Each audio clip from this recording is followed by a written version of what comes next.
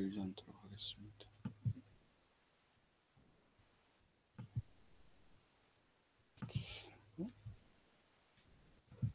시작하면 돼. 돼지 브로드캐스트 되고 있을 거야. Okay, thanks for coming in our second intermediate workshop for the data analysis using the SPSS syntax and our program. And in the intro section, we covered the basic stuff like how we're using like SPSS syntax and our program. And this time, like we will see the data analysis using these two programs, and we will focus on like the general linear model. Basically, like Dr. Che will discuss about like a little more advanced one, like reliability analysis and agreement and those kind of things. And also, like I will do some specific one as like a simulation study using the R. So that will be offered. But like at this time, the Dr. Che will give a presentation for 1.5 hours and not years, hours. And I will give 1.5 hours. So, we try to finish up around 6 p.m. And after that, we will talk about like some specific topics, or if you guys have any specific question about like the presentation or your the study or the research, we can talk about it. And so like we setting up like about an hour or like slightly less than an hour. We're talking about like our Q&A session. All right. So you ready? Okay. So we will start. Okay, hello everyone. My name is Jae Choi. I'm from George Washington University. I'm a faculty member in Assessment, Testing, and Measurement program in School of Education in George Washington University. A few weeks ago, I was here, and then I had a introductory level workshop. So, and I can see the few of you attended that previous workshop. So I try not to make too much redundancy, but I just want to briefly talk about the nature of this workshop. Is yes, and then I am in charge of SPSS part, but particularly we will focus on the syntax instead of point and click method. And if you're interested in the more background of SPSS syntax, there's a YouTube video in the same channel, and you have access to that YouTube video currently. And you can go over what is SPSS syntax, why learning SPSS syntax is important or not, right? And this class, this workshop, my portion of workshop is approximately 1.5 hours, and then we will go over next, like intermediate level 1. Because in intro level, we did descriptive statistics and t-tests, right? And correlation analysis type of thing. And then we are getting into, and then also hypothesis test and t-test, z-test. And we will, and independent sample t-test and dependent sample t-test. In this class, we'll be moving up to analysis variance and G-theory or variance composition, and using analysis variance. And then we will also talk about some other techniques, related to more like first version of, mostly analysis variance techniques today. All right. Okay. First of all, we will talk about between group design ANOVA. And then second of all, and then we will getting into repeated measure design ANOVA. And then we G-theory, generalizability theory using ANOVA technique. And then Interrater reliability, Interrater agreement measure, and instrument reliability and instrument validity measure. And then we will conclude this presentation. All right, between group design ANOVA. ANOVA can decompose into two different type of ANOVA. One is between group design and within group design. Within group design, another name of within group design ANOVA is a repeated measure, right? Longitudinal ANOVA type of thing, right? And between group design is, you are comparing groups, right? And those groups happen to be independent. It's not a repeated measure scenario, right?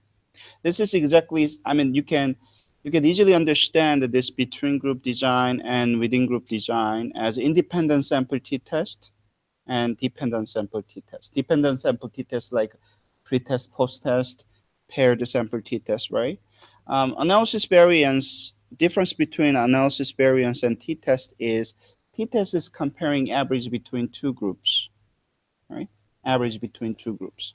And analysis variance extending that comparison instead of bivariate, two groups, and then you can compare, like for example, omnibus test, you can compare averages more than two groups, like three groups and five groups, right?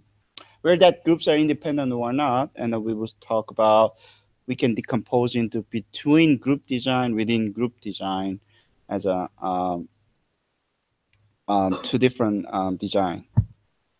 All right, between group analysis of variance, between group ANOVA is one of the most popular type of statistical analysis, right? And independent variable is group membership. And also you can have a multiple independent variable factor, right? And as Spss's term, particular independent variable, we call it as a factor, is that factor, group membership factor is what? Like a categorical independent variable scenario, right? And instead of categorical nominal independent variable, there are another independent variable. We call SPSS call it as covariate. Covariate is what? Still independent variable in analysis variance, but that variable is not nominal, like metrical or ordinally scaled data, right? Then also ANOVA, you can have a multiple independent variable, and some terminology and methodological terminology we use factorial design. So one-way ANOVA, two-way ANOVA, three-way ANOVA. You can including interaction, two-way interaction, three-way interaction, right? And all those terminologies came from that factorial design, right? It depends on textbook. I tried to use as consistent as possible to SPSS terminology and typical quantitative analysis, APA quantitative analysis. But your textbook and your stat teacher may be slightly different, may use slightly different terminology, but completely okay. If you have questions and you can easily compare what that means and in this particular presentation material definitions, right? It's not a big deal. If yes, and then we can use covariate typically to control variable. Control variable is another main variable, main effect analysis, and control variable is you're using that particular variable for statistical control purpose, right? And factor or categorical variable you can use as a control variable too. What is something you like to evaluate above and beyond another variable, which is after statistically control for, right? All those set of variable you can call it as a control variable. All right, good question. And then let's move on. All right, we just talked about t-test ANOVA differences, and we also talk about IV and DV. IV is independent variable in short, and dependent variable. And analysis variance in right now is univariate analysis variance, which means what? How many dependent variable for univariate analysis? How many? One. Okay, we have only one dependent variable, and which means if we want to do more fancier analysis variance, MANOVA, right? And multivariate analysis variance, which is multivariate analysis of variance, and you can use multiple dependent variable at a time. But that's multivariate techniques. Right now, univariate analysis, just one dependent variable at a time. But we can have a multiple independent variables, right? Factors and covariates, as many as you want.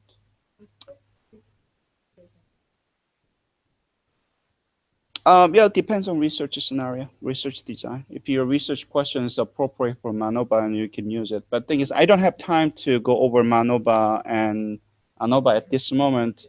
probably next time when I introduce Anova, and then we will talk about that issue more detail. But today is Anova and one dependent variable at a time. All right.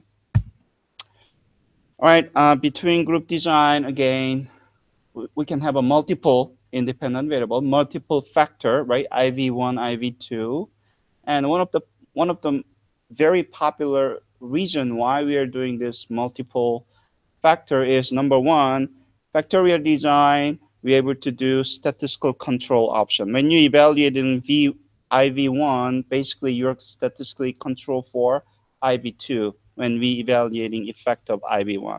And vice versa. When you're evaluating IV2 in two-way ANOVA scenario, and then you actually basically what you are statistically control IV1 at the same time, like a symmetry, right?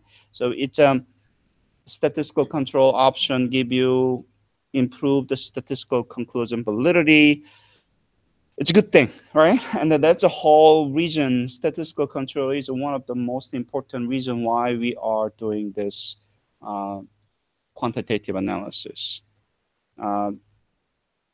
Because other control option, experimental control option, are what? Sometimes very expensive. Statistical control option is what? A lot cheaper than experimental random assignment or experimental control option, right? And then also other reason why we are doing this factorial design is be able to evaluate this interaction term, right? What is definition of interaction term when we learn the analysis variance? The effect of a independent variable, right, is that effect itself. Let's say there's a gender gap. There's a statistically significant gender gap, but that gender gap is homogeneous over different type of what? Like a school type. Gender gap is the same over private school and public school. If that gender gap is the same over the other level of independent variable, private and public, we conclude what? There's no interaction. If the gender gap, which is the effect of the first independent variable, is changed, the gap is like getting a bigger or diminish, right? By over what? Another level of independent variable. For example, private school gender gap is this much, big. And public school gender gap is what? Small. I know, on average, there is a gender gap, but gender gap itself is what?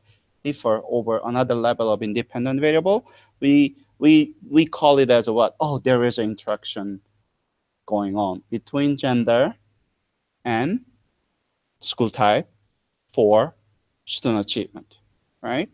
And you can easily, interaction is not correlation or association between first independent variable and second independent variable. We are professional. We are graduate level, doctoral level training, right? And also what interaction term we are using in quantitative analysis, very, very different from what qualitative analysis class interaction effect, right? All right, Spss module, and we are using the module name is one way. There's many way of doing analysis variance, and basically summarize also can do Anova. Uni Anova can also do analysis variance, and GLM, general linear modeling, can also do this Anova. And one way is another name of module able to do this analysis variance, right? There are many options, especially you can do the contrast, very complicated contrast you can setting up, right? Not like you do very basic, every means are equal to each other. That's omnibus, the default null hypothesis, but you can adding up some more contrast and among averages, and then you can have a more fancier null hypothesis you can evaluate. Like, for example, sum of these three group average is equal to fourth group average type of thing, for example, right? And post hoc test, and then you can have like we learn, okay, what if sample size equal and omnibus test was rejected, right? And what we can do pairwise and Tukey and lots of all those next step of analysis. you can specify in post hoc test option, and statistical display, and then you can display mean plots and etc. etc. Right? There are many options about that one-way module. And you can add matrix as an input instead of the regular data. Traditional two-dimensional Excel type of data, you can add the data as a matrix way. And template, you can specify template. Anyway, those are options. And if you want to use click, point and click method, and you can choose analyze, compare means, and one-way Anova. Basically, I added this screenshot as well. The reason is, I know this class is more emphasizing on that syntax use, but I also want to parallel to how you can point and click, right? And next time, and you can easily find out that one. And then previous class, and we talk about, this is very useful. Point and click is useful to generate what? Default syntax, right? Don't write syntax from scratch. Please generate default syntax by point and click, and then modify that syntax. Okay. All right. If you do it, and then you're able to see this kind of one-way Anova thing, and dependent variable, you can add one dependent variable, and you can add a factor in here. So now you're able to evaluate the effect of this variable, independent variable, onto the dependent variable. Very, very simple analysis variance, and you're able to do it. And syntax is this much simple, right? One way, perform by a group. Perform is one variable, right? And by group is what? Independent. This is dependent variable, perform, and this is independent variable. Missing analysis, statistical homogeneity, and they will speed out the homogeneity of statistic by default, right? And then done. And then you can also add what? More like polynomial as like a very complicated the contrast, instead of just every group means are equal to each other. You can specify those contrasts. And also you can specify what post hoc, what type of post hoc analysis you request by syntax. And that's it. And then once you click at it, and by default, and then you will see this very simple basic version of what one-way Anova result. We call this Anova table, right? When we do the analysis variance, we must report descriptive statistic table and Anova table. And then most of conclusion came out from this Anova table, right? Where reject null and retain null. Default null hypothesis, omnibus test, the null hypothesis is what? There's several groups, and all average of population average of each groups are all equal to each other. That is null hypothesis. And then how we answer that one? First of all, computer compute and sum of square between, and sum of square within, and sum of square total, right? And there basically sum of square of dependent variable computer decompose into between and within, like a pizza business, right? Entire size of pizza now decompose into pizza eaten by groups and then left over. Sum of those two numbers should be sum of SST, sum of square total. This, what is notation for this? SSB between group. What is notation for this one? SSW, right? And DF says degrees of freedom, how many free things to be vary, right? And degrees of freedom 1 means what? There's how many groups there? 2 groups. Because typically in one-way Anova, number of groups minus 1 will be degree of freedom for between. So there's 2 groups. And then also this one is n minus 1. So how many sample size we expect to see this one? And 10. This is sample size minus 1. Sum of those 2 degrees of freedom should be 9, right? So DFB plus DFW should be DFT. The same degrees of freedom also can be decomposed into between, within, total, right? And sum of score divided by degrees of freedom respectively, and then you will get a what? mean square variance, right? We call it as MS. So this is notation wise, this is MSB, this is MSW.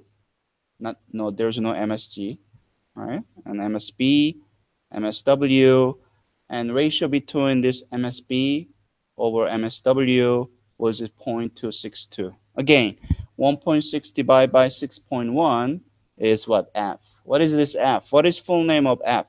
F test statistic. Why we call it as this is F? Because this is MSB over MSW. Sampling distribution of MSB over MSW have a what?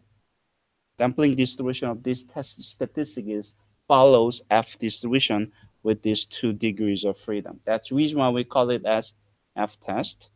And this is F test statistic or F observed value. And then if you have a back of the book, because when we do the t-test, there is a what? T-table, back of the book, and bring alpha value and directionality and sample size, degrees of freedom. And F table gave me what? That t-table gave me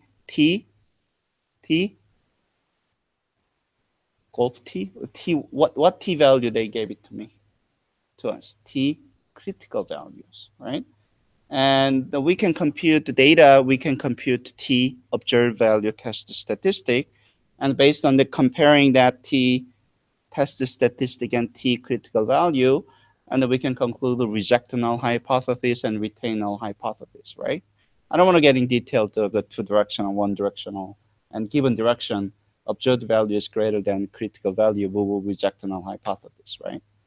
If you use this SPSS, instead of critical value, SPSS compute what?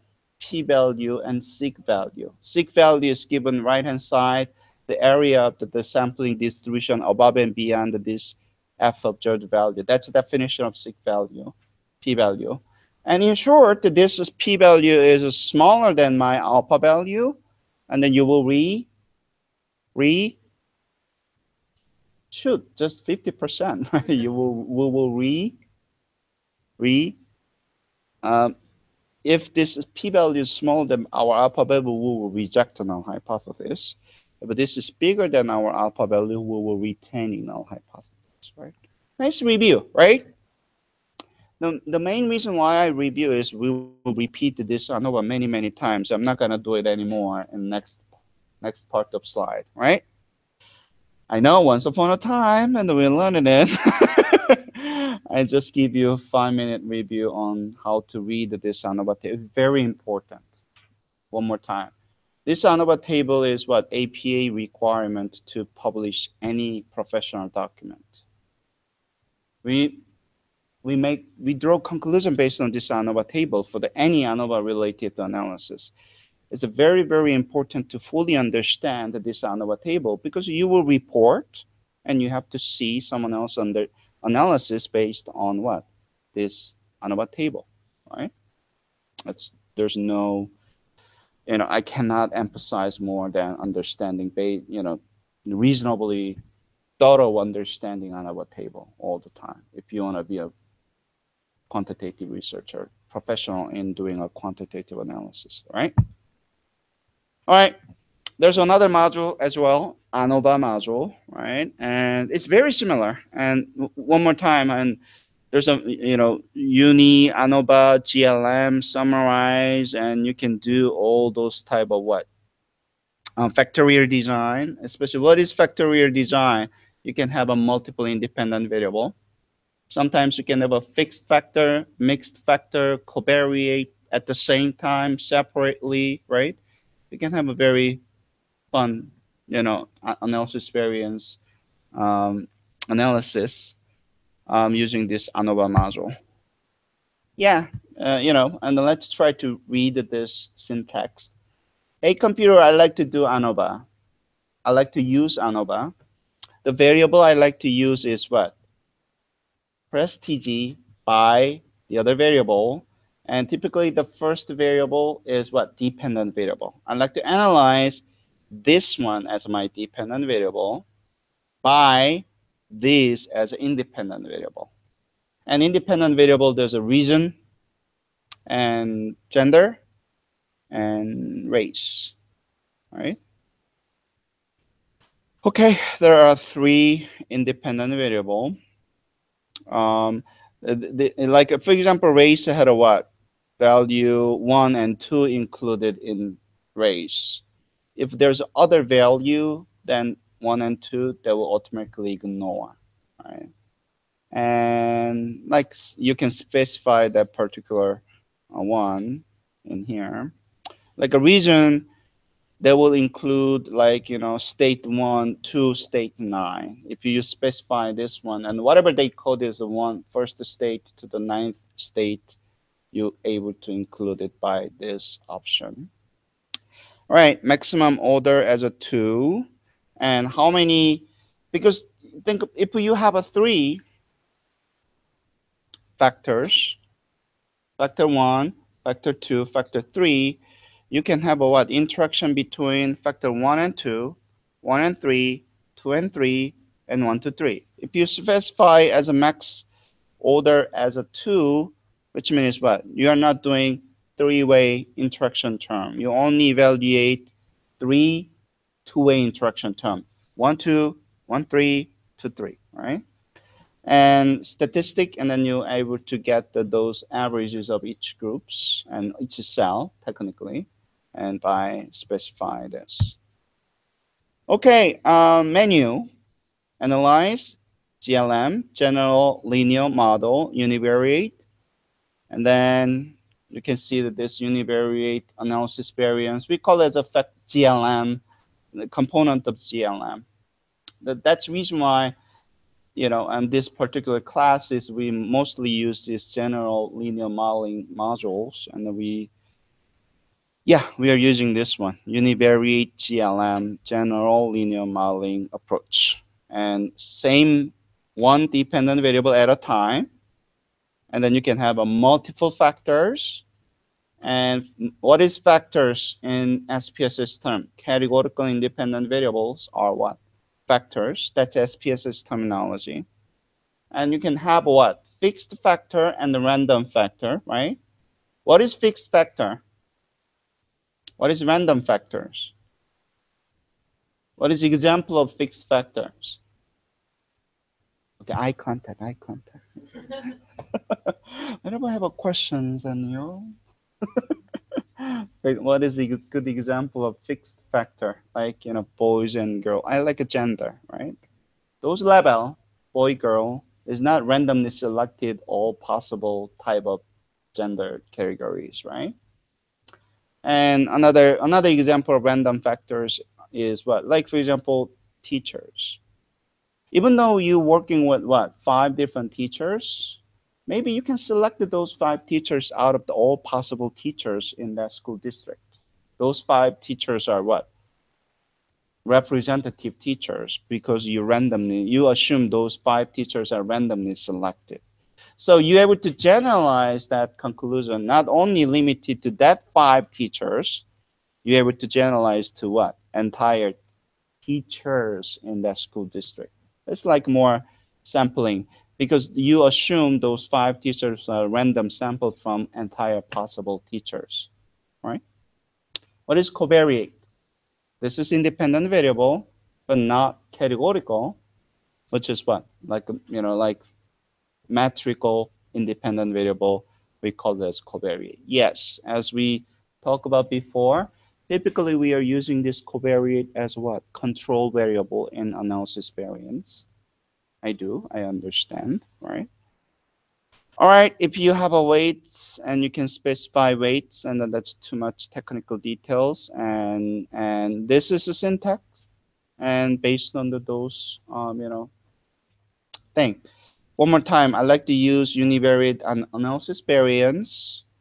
X3 is my dependent variable, X2 is my independent variable, and method by default sum of score type 3.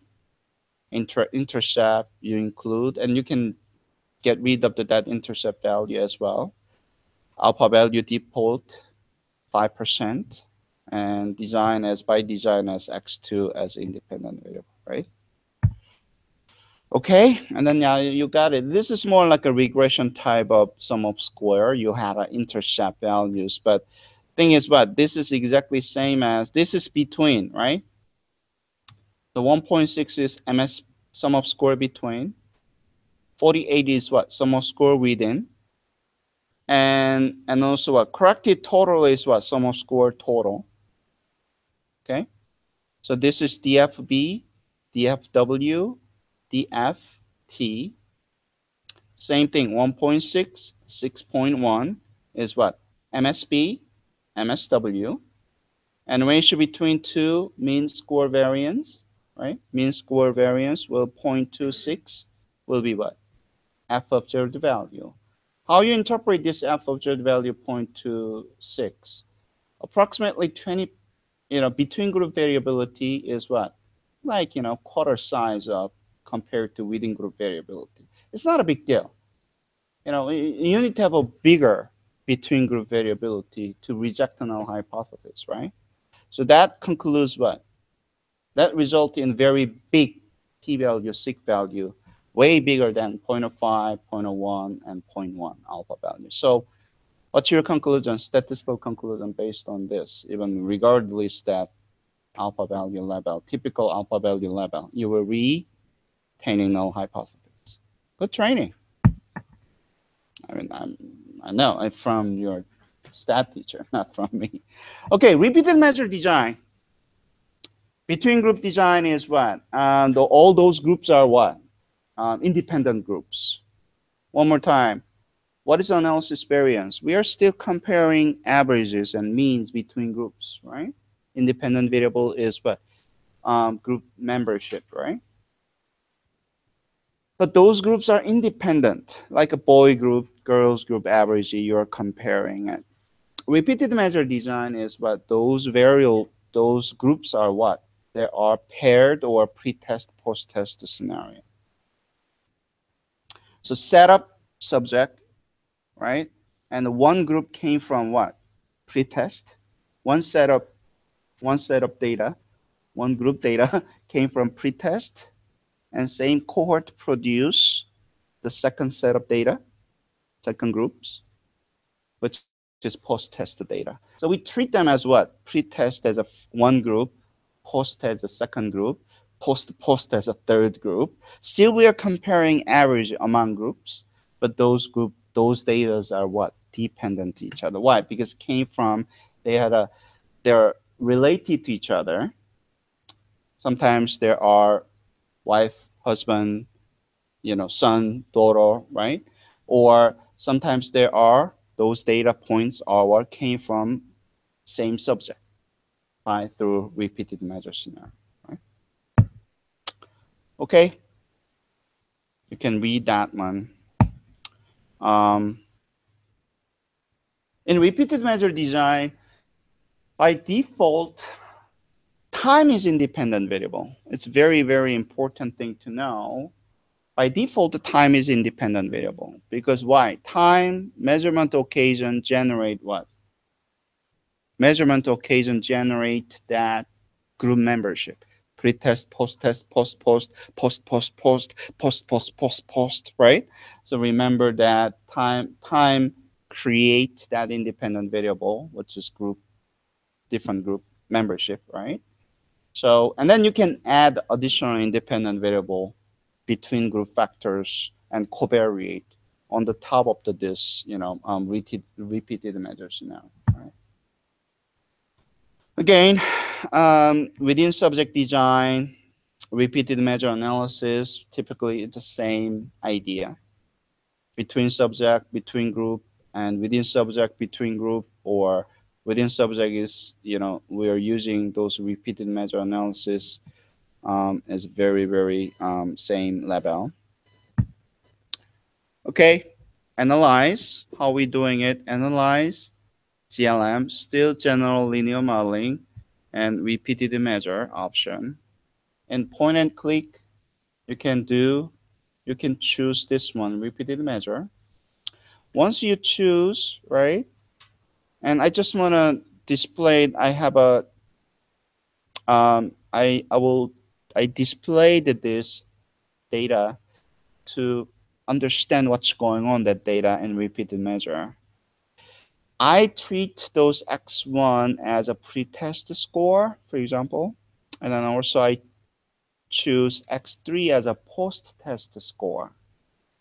So these are group 1 and group 2, for example, and I like to compare whether, and you're making a group as x1 and x3 as a two groups, right?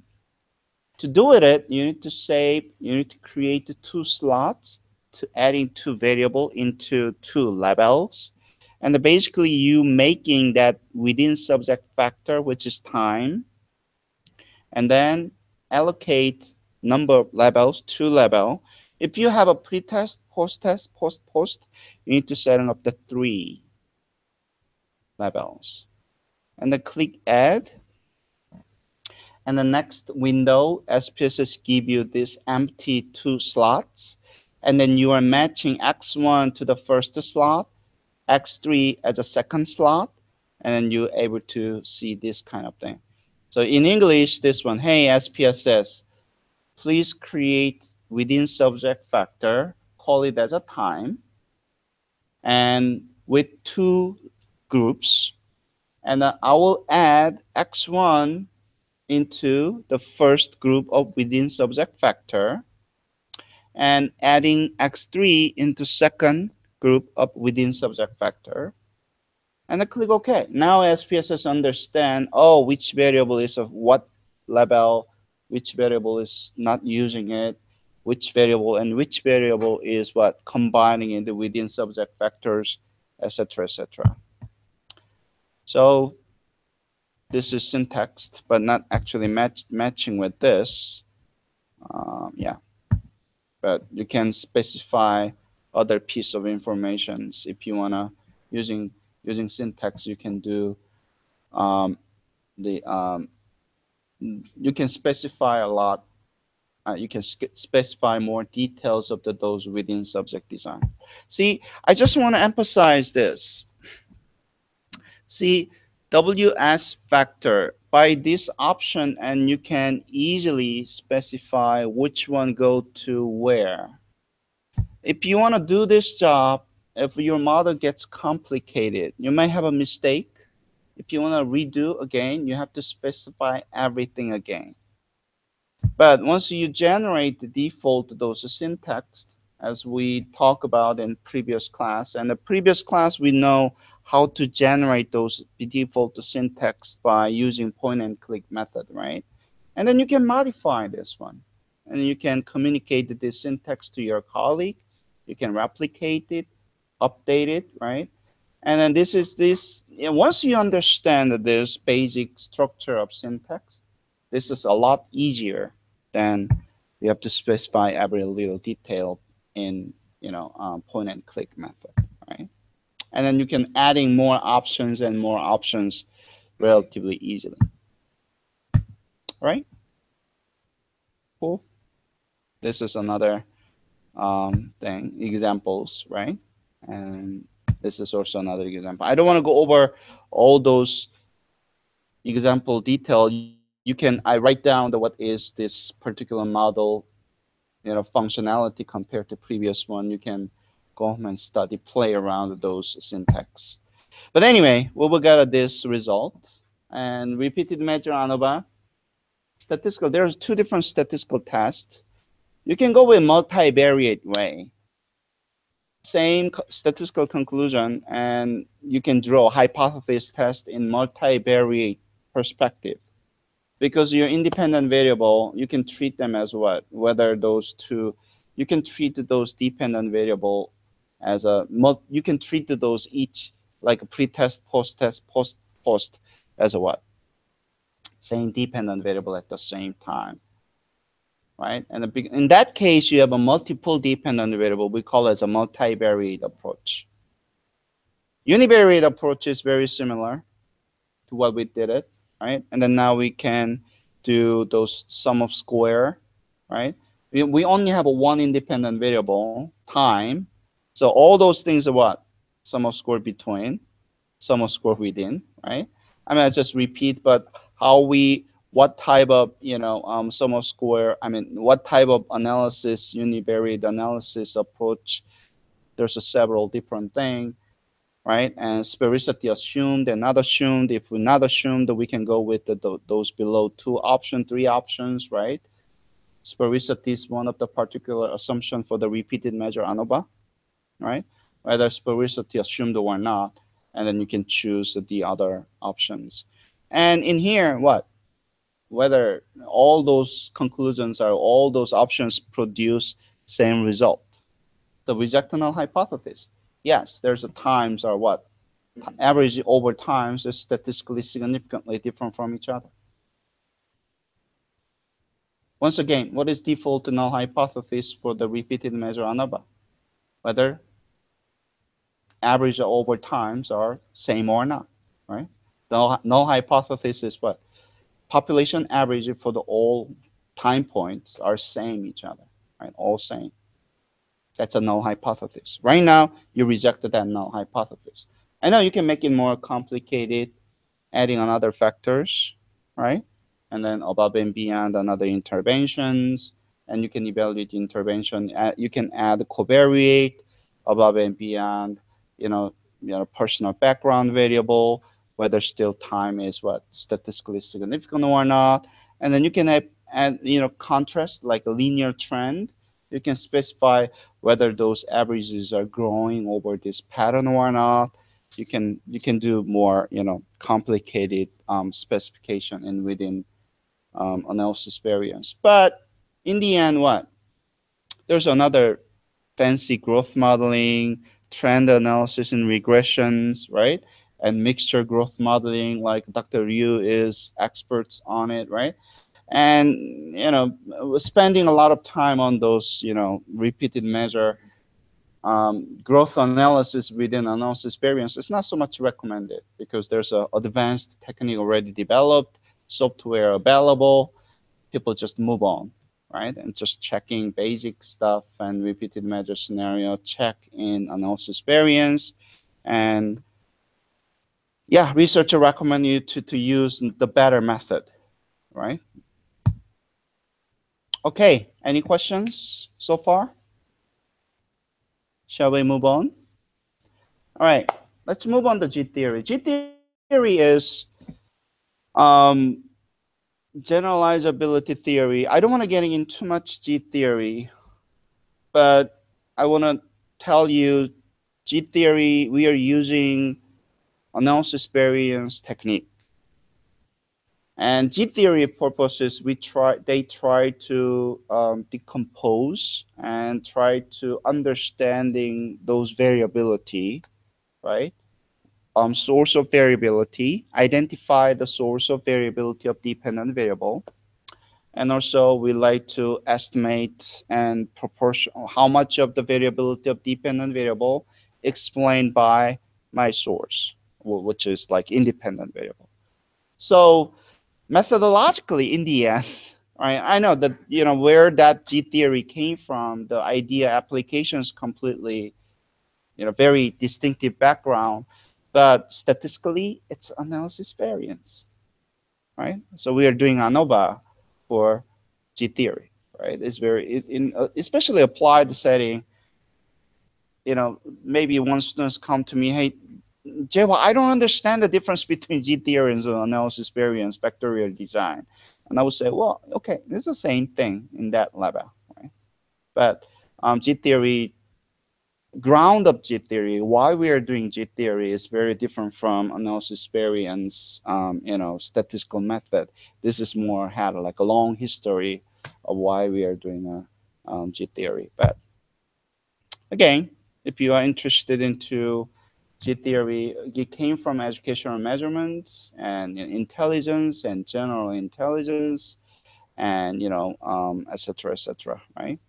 And parallel test. There's a whole bunch of educational measurement theory behind the G theory.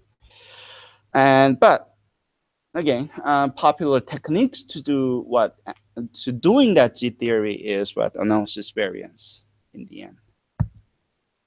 Same thing, see, source of variation, ANOVA concept, implementation. But when we do the analysis variance and factorial design, we're setting up the first factor, second factor, and interaction between two factors, right? Basically, and we identify source of variation of dependent variable. One of the most important thing is what? The statistical inquiry is what? Statistical inquiry is what? Oh, the important thing are different from over subject of interest.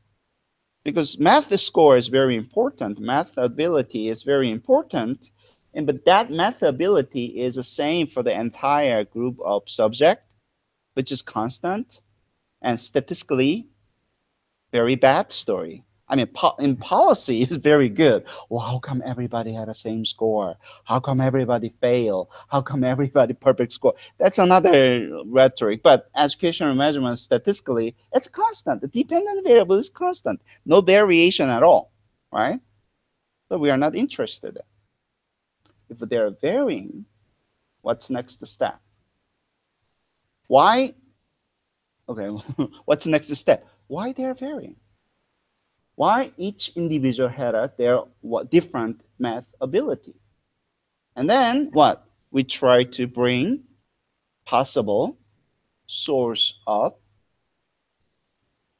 to try to explain that variability. You understand what I'm saying? So that's the reason why statistical inquiry is what? Dependent variable varying.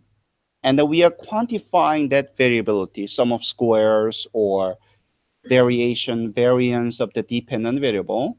And then we introduce by theory, we introduce what? Independent variable. But just there's a pizza party going on, some size of pizza, something edible, right? Variability, there's some amount of pizza there, right? Or that, that sandwiches, right? And then we invite the source, which is boyfriends, to having to eating a pizza. How many boyfriends? One boyfriend, one way Anova, two boyfriend, two-way Anova, right? And then there's, if you invite the two boyfriends at the same time, there's some interaction going on, right? So, and then you evaluate what? How much of variability of dependent variable pizza eaten by each boyfriend, and then what? Interaction effect. So you basically compute those things. And then not only you compute, and then you can compute eta square type, partial eta score type of thing. Effect size you compute. Effect size typically give you what? How much proportional variability explained by that independent variable. And F test give you whether that variability explained by that particular independent variable above and beyond the other independent variable or interaction effect is statistically significant or not. So we are doing that. That's concept of analysis variance, right? So generalizability, try to come up with some potential source and then analyze source of variation. So Anova happened to be what? Very, very popular technique doing that Z theory. Why students' achievement varying among school, between teachers? Teacher effect, instrumental effect, or another, like for example, class effect or school effect. They try to decompose the why they are varying into different sources, right? Sometimes nested design. Typically, they're nested design or non-nested design as well. Yeah, you can have, like for example, radar 1, radar 2. There's a 3 subject there, and then these are scores came out from the radar, and the why students' scores are varying. Maybe because of what? Radar effect as well. So now you can decompose of the radar effect out of the what? The reason why students had a different scores are because 2 different raters are rating same student's performance, right? And then you can decompose the radar effect. So we talk about Interrater Reliability and etc. So it came out of from there. Whether those raters are consistent or not, you can compute that consistency of what raters, and we call this Interrater Reliability, right? Agreement as well. Agreement is like between 2 rater and whether how consistent is, we typically call it as agreement. And like among several raters, how those responses are what consistent, except more than two raters, we call it like a reliability, inter-rater reliability conception. All right, we are doing this. You can convert those data to multivariate format to univariate format, and univariate format to the multivariate format, and I just adding those data conversion syntax. If you are, it's a little bit too detailed, and if you are interested in to convert this format to this format, and you can use this syntax, right? All right, P by R design, same thing, and R dot P design. There's like a many different type of data structure. You should be able to transform that data structure to univariate format or multivariate format or RP design format, etc., etc. Same thing. You can change. And RP design, this is how you do variance component. VARCOMP is variance component, which is module name. Doing that, typically we are using this VARCOMP for what? G-theory option. But once you choose, we will get in there, but this is very similar to what? In the end, univariate general linear modeling techniques.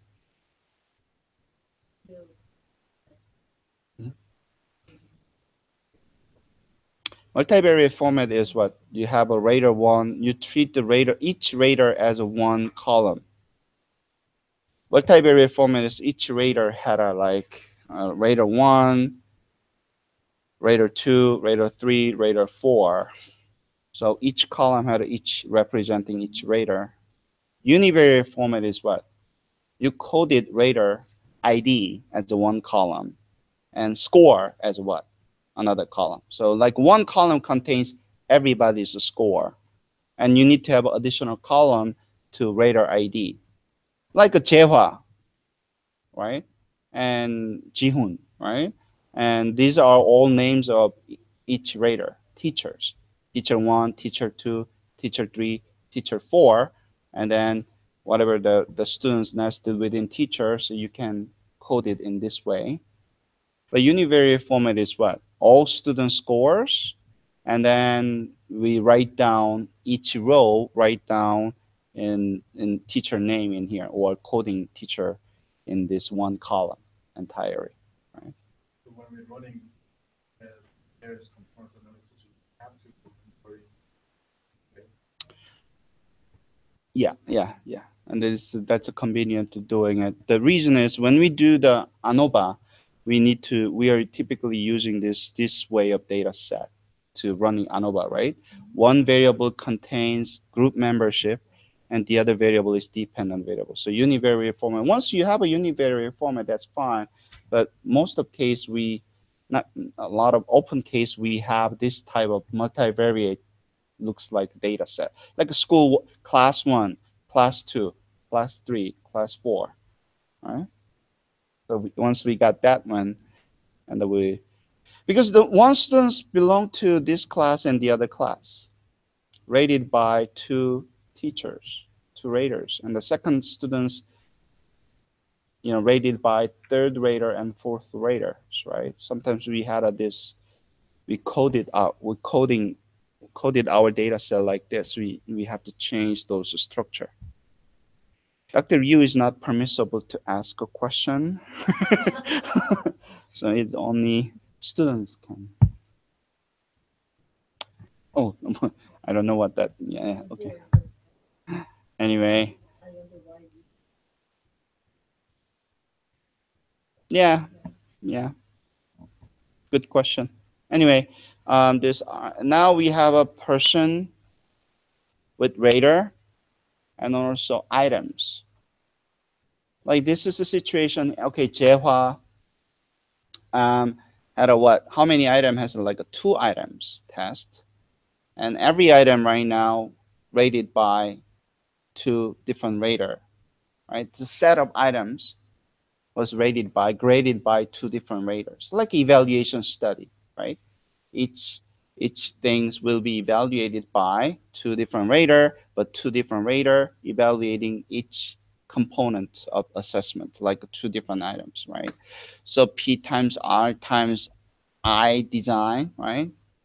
But again, you can just transform multi-format, univariate format, doing variance component type of thing by this syntax, and you can specify syntax and you're able to run it. And nested design or non-nested design, right? And you can nesting means what? And then those peoples are whether independent, like a particular person subjects are nested with a particular rater only, right? And then what? Those group of students are only nested within particular set of teachers, right? But by I means what? But everybody had a same set of exam item set, right? So you can specify those relationship among source of variation. Okay, PRI, and there's many options, but in the end, not in the end, if you want to go with um, point and click method, analyze GLM variance component, and then you're able to see this variance component. Again, I just want to tell you, it looks very, very similar to whether you go to the GLM, the variance component, or GLM, the univariate analysis. You understand what I'm saying? And if you click this univariate analysis, you will see the same thing. Mathematically, inside of SPSS, they're slightly different to taking care of those details, but it looks very, very similar to whether you go to the univariate GLM or variance component analysis. Okay. So in applied setting, I will just, because the very delicate difference between univariate analysis, GLM, and variance component is how to dealing with those random effects and fixed effect. That's too much technical details at this moment, and you just say, oh, they're very similar. Yeah, that's enough. All right, Interrater Reliability Agreement. We can use this one to, we can apply to that G theory to focus on rater, among rater. Let's say you have a multiple raters. Your primary interest is what? Like you are doing an evaluation study and evaluating school, right? Whether that school you're doing what each school, strong school, weak school. You need to. That's pretty much certification and other. It's a pretty big deal. In the South Korea recently, we shut down a couple of universities because government send out those evaluator to whether that meets the criterion or not. And not only one evaluator, we are sending out the multiple evaluator, and they will measure how those evaluators are producing same type of consistent type of result, right? Answers or evaluation result or not. In that case, we will focus on what? We can compute inter-rater reliability. And also agreement is what? Whether this rater and the other rater respond is they're in more like a bivariate scenario, whether 2 raters are agree or not.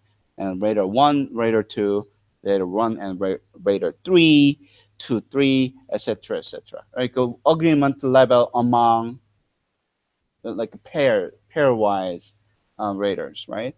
Reliability is like more aggregate way.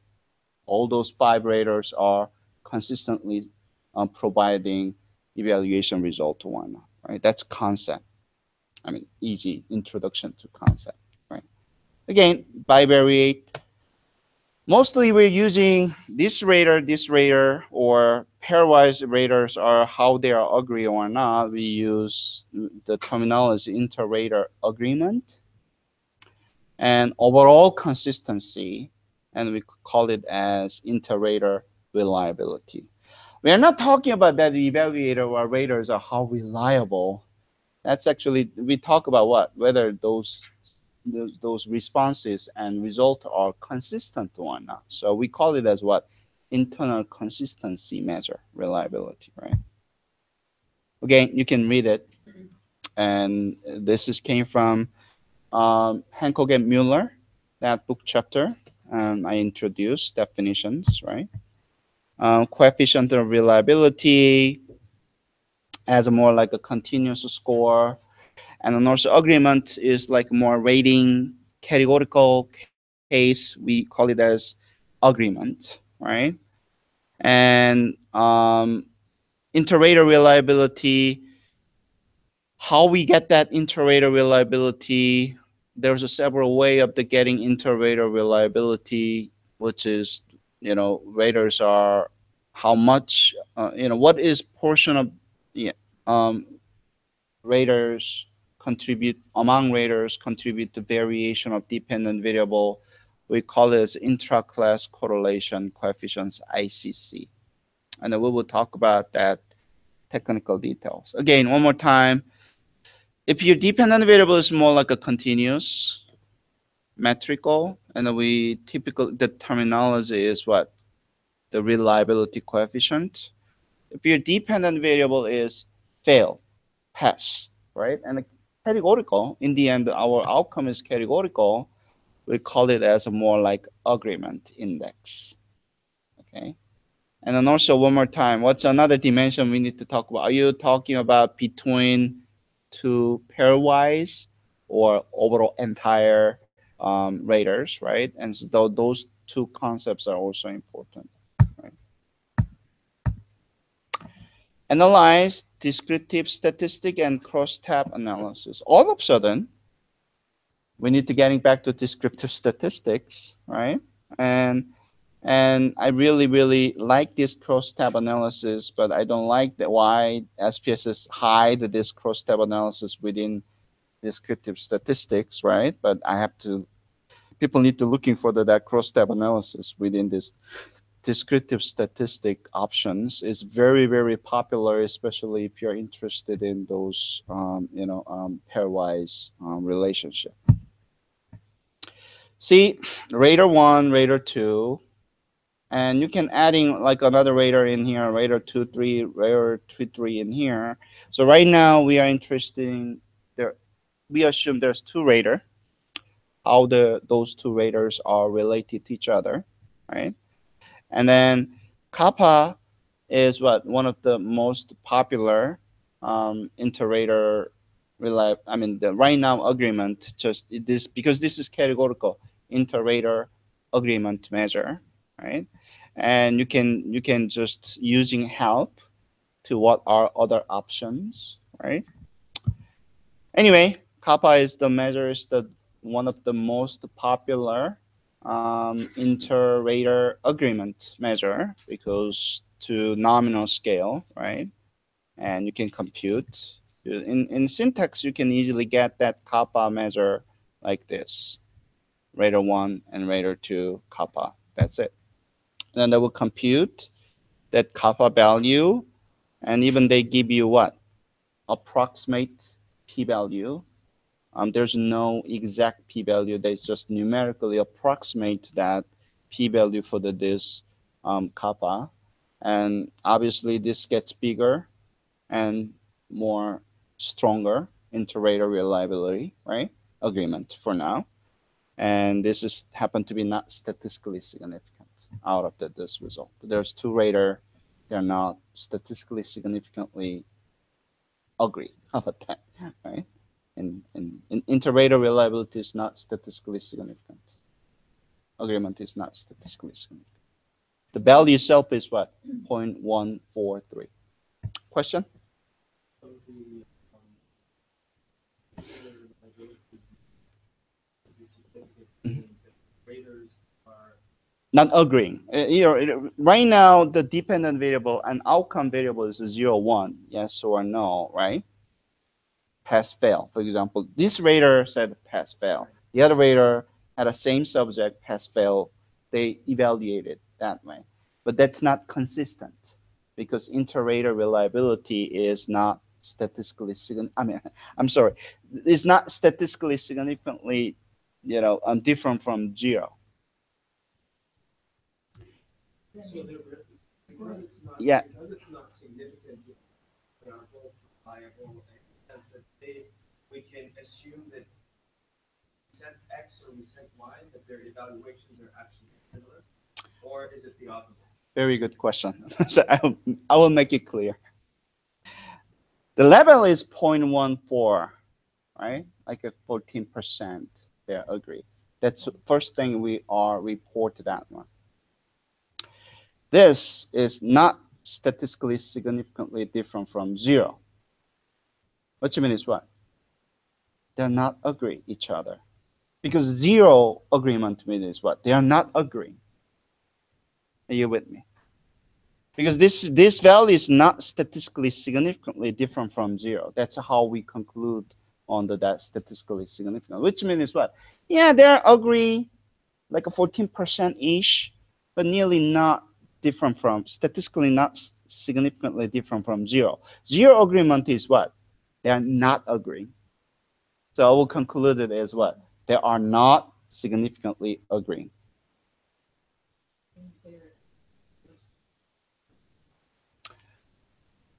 Outcome, yeah, they produce different outcomes. Each rater produce different outcome on set of subject. Are they looking at an or really is it just the amount of times that person?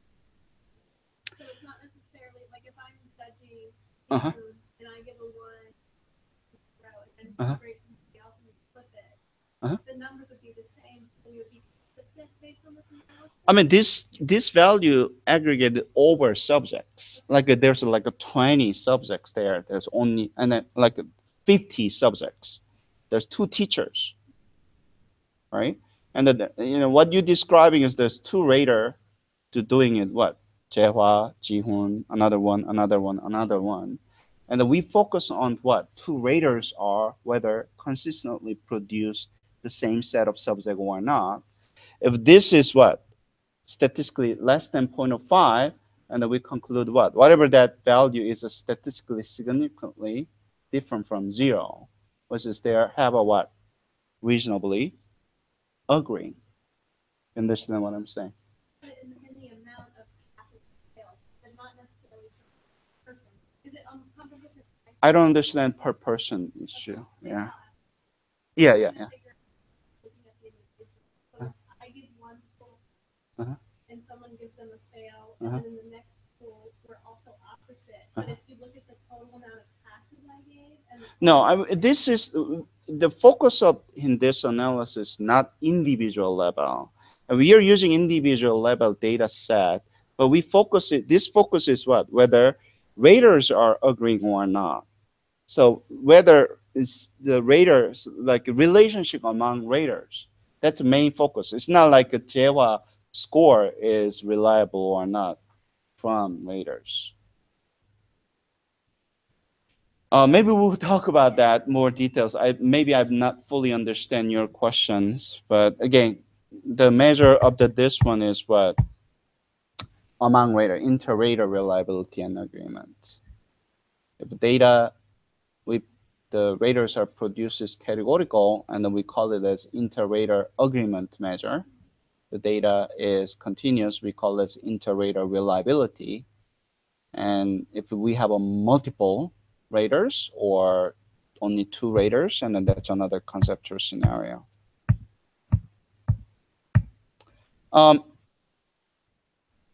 Yeah, and then you can compute those bivariate,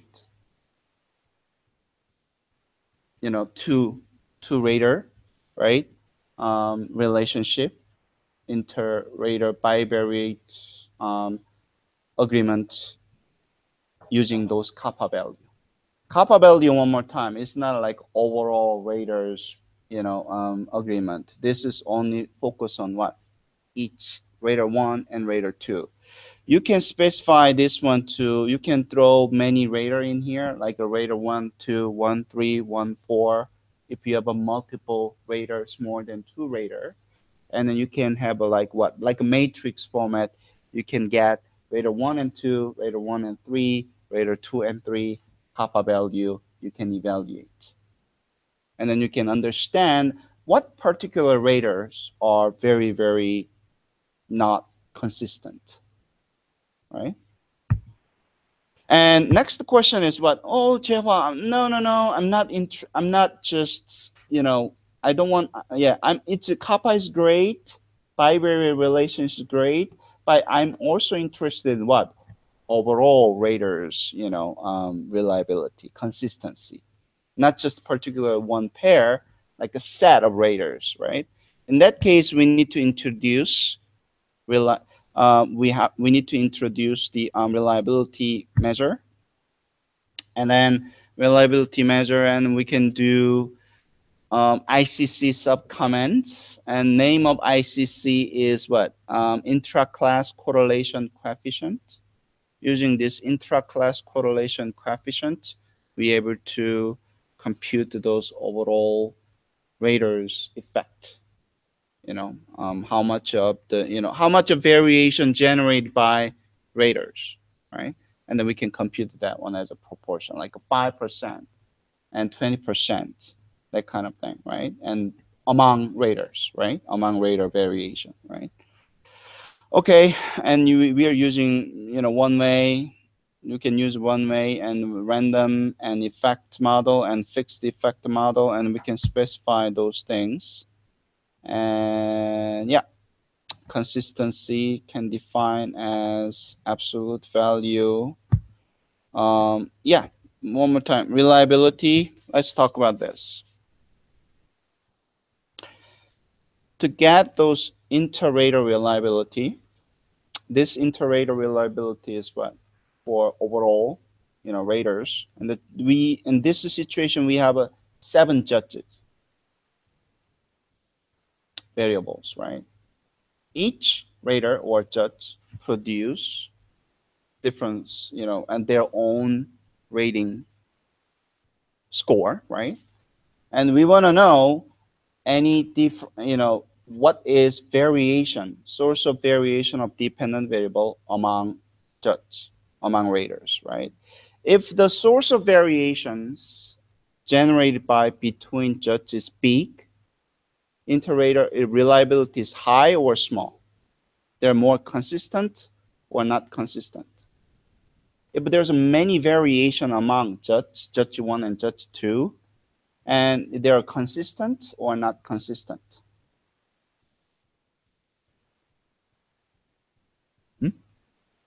They're not consistent, right? Variation of this one gets bigger and bigger, and they're not consistent, right? So please understand that concept first. Okay?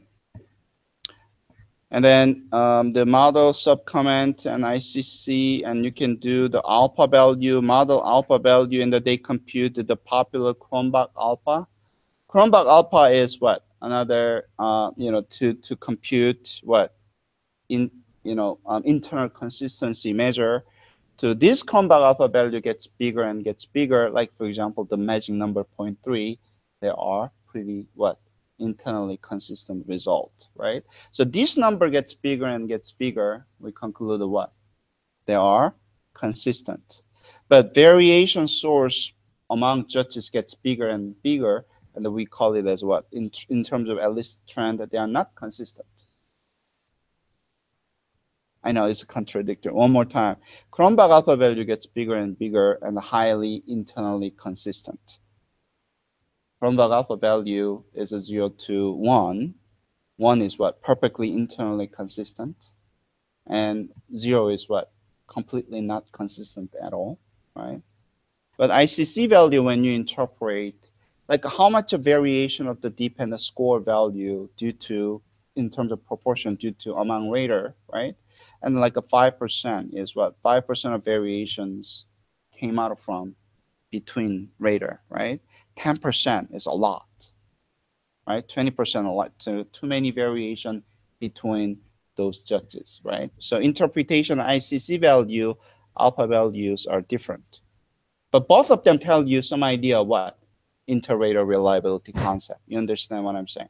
Both of them is give you interrater reliability. This is, we call it internal consistency measure. This alpha is the same as what? Cronbach alpha. If you have a small ICC, but again, how small is small is that's a different story. But if that is 5% or 10%, and we understand the where percentage of variation because of between rater, okay, but how much of variability will due to by different raters. That's how we interpret those, ICC. Okay. Intraclass correlation coefficient. ICC sub-comment to give it to you. Yeah, I don't have a data example, but again, you can come. This reliability give you alpha and ICC, and right now it's like a judge. We still have a 15 minutes, and we are changing. We will working on the same idea. Right now, each column is what judge. You understand what I'm saying? Rater, right? And then we will adapt to the same idea of interrater reliability, interrater, and ICC value and internal consistency to instrument. Now, the one column is what? Item 1, item 2, item 3, and item 4. Same set of subjects, student 1 to whatever n. We will evaluate that same set of items with multiple items, and same set of subjects with multiple items, like the question 1, question 2, question 3, question 4, right? In that case, what we treat each item as each rater. So it's the structure-wise, conceptual-wise, exactly same. You understand what I'm saying? And then if we compute this alpha value, internal consistency. Now, item internal consistency. Previously, interrater consistency. Now, we call it what? Internal, how those set of items are consistent with each other, right? So Cronbach alpha value, if you change this judge 1 to judge 7 to item 1 to item 7, how those items are internally consistent or not, right? And an ICC value, same thing, you can compute the ICC value, how much variation due to different items, okay? So one more time, instrument reliability, previously we have an interrater reliability, moving into instrument reliability, right? Reliability and validity of instrument and blah, blah, blah. But now our orientation is what? How there are consistence among items instead of raters. Again, this is just conceptual introduction. And, an archery, this is what we call it as what? Grouping, right? And in archery and shooting game, it's very, very important to having a small group first. Why? Once you got that grouping, and then now you can fix it, right? If you have this type of pattern and we don't know how to fix it, because increasing consistency first, and then change those, the central part into here, now you can fix it. Understand what I'm saying? So if you're not dealing with reliability and validity, please conquer reliability first. Make it your instrument very consistent first. And then you have a better understanding how your instrument is deviate from the thing you're supposed to measure, which is validity, right? If your instrument is not reliable, it's a very, very hard to taking care of validity.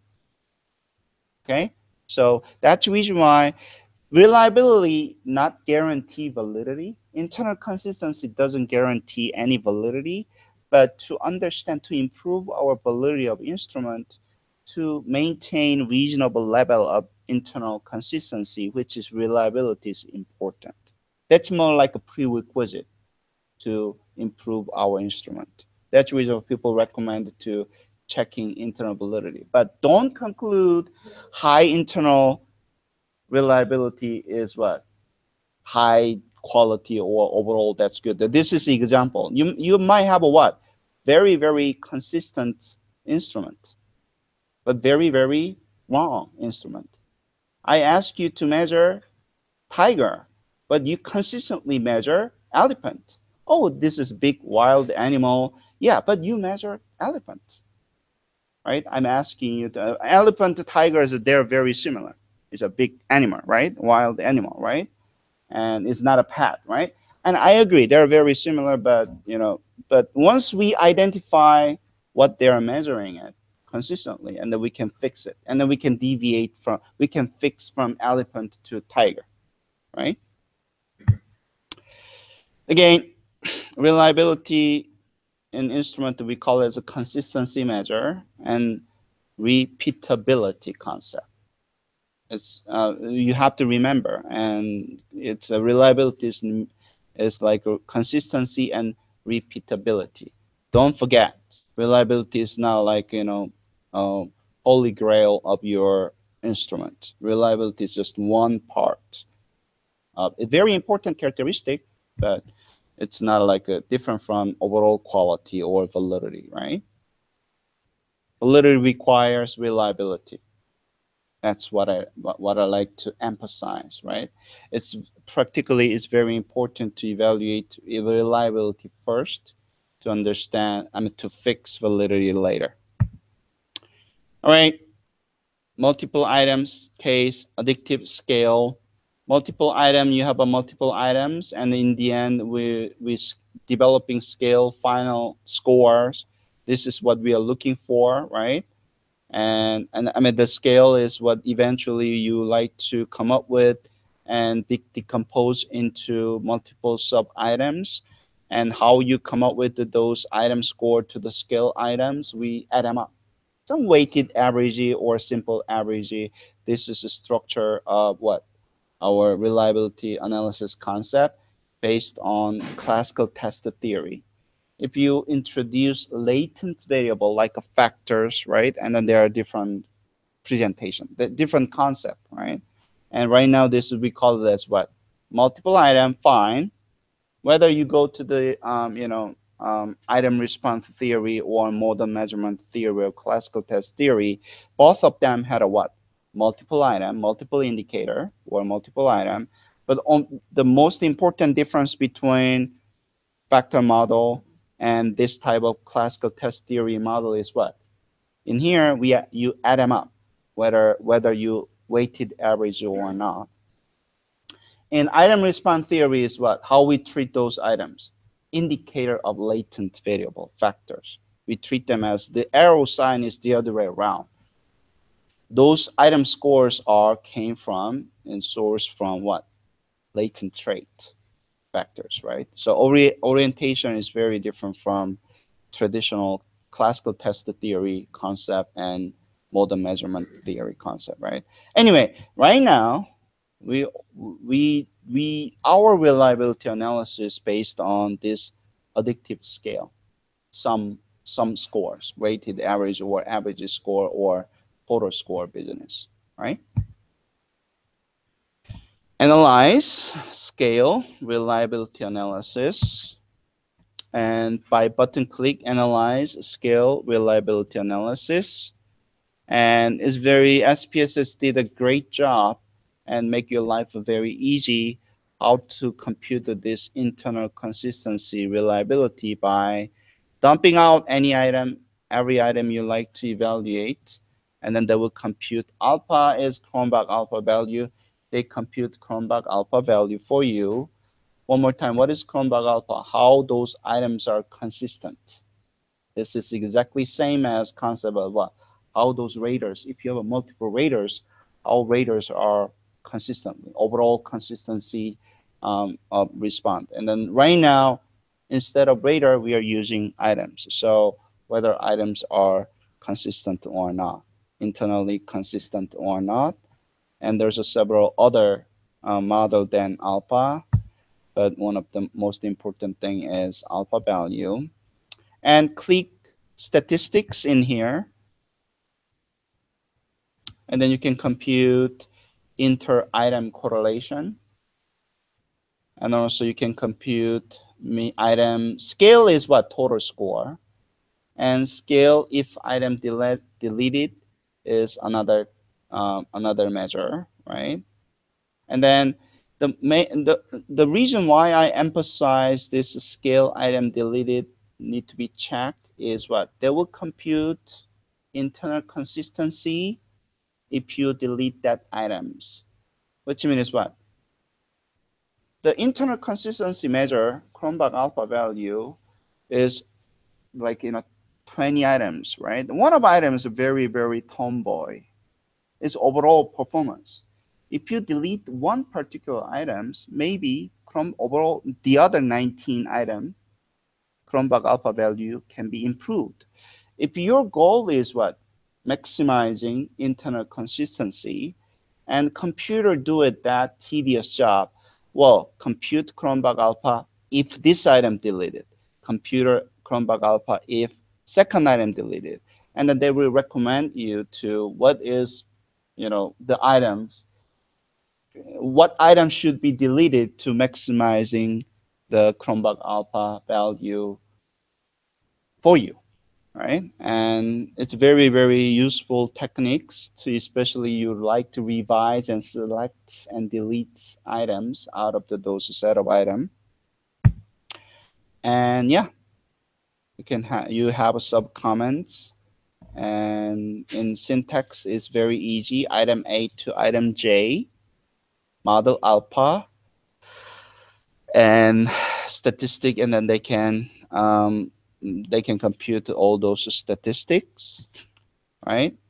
And again, one more time, I'm a really, really big fan of this statement. Sub summary equal to total give you scale if item deleted that output, right? One more time.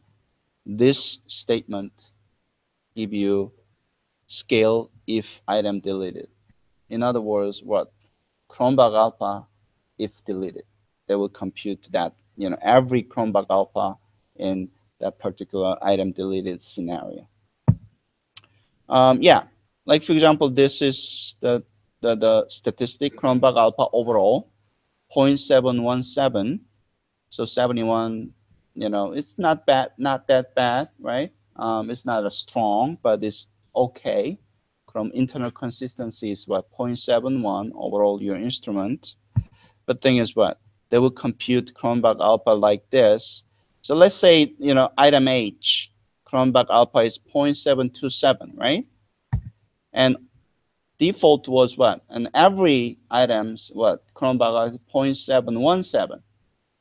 So you may, if this one tell you this, if you delete item H, right? Only one item, and then compute Cronbach alpha, but except this item, well, Cronbach alpha value will be 0.727, which is greater than every item case, right? So you can easily detect which one contribute worst impact worst impact or best impact to, item consistency. The other way around, like how about this? If you delete this item A, and then overall, Cronbach alpha value will drop from 0.717 to 0.671. So this item is what really, really make those, items responses more like consistent. So if don't delete this, recommend delete this or revise this item, right? You can easily check, who is tomboy out of those, set of items, right? That's it. And I think we did it to, again, before and after, right? Interpretation and reliability statistic, Cronbach Alpha model, and done it, right? And this is summary for the today, 1.5 an hour. And we will, if we have a chance, we'll be getting into more next level 2, intermediate level 2, go over another Cronbach Alpha. I'm gonna go over generalized linear modeling training. Thank you. I'd like to turn this one to we will take a short break and then turn this presentation and workshop to Dr. Ryu, right? A 5 minute, 10 minute, 10 minute? Yeah, let's take a 10-minute break.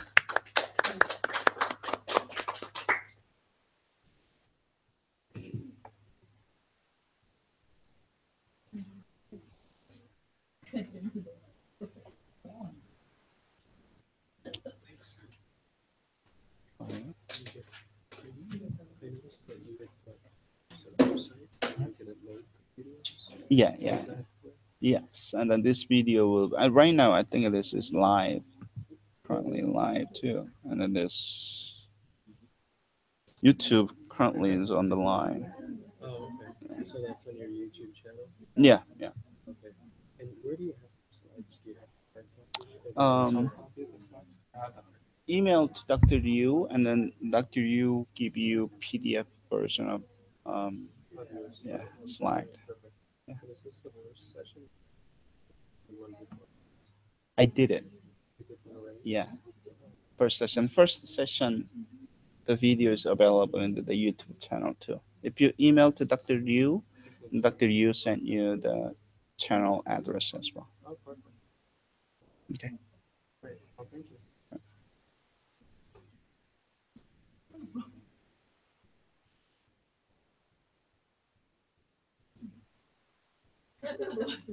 Sure.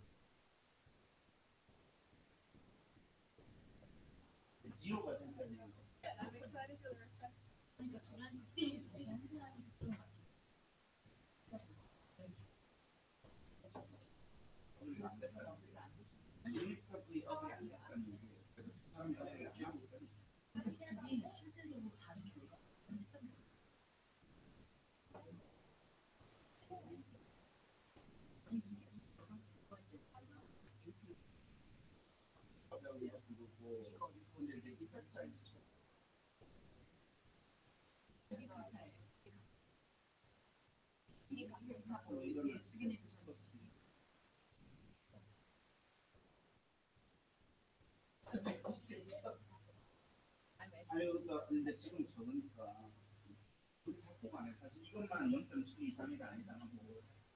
근데 카파는 바이베리 시나리오니까 컴박 알파는 전체 셋의 인스트루먼트 시스템이고 카파는 얘랑 바이베리 두 개간의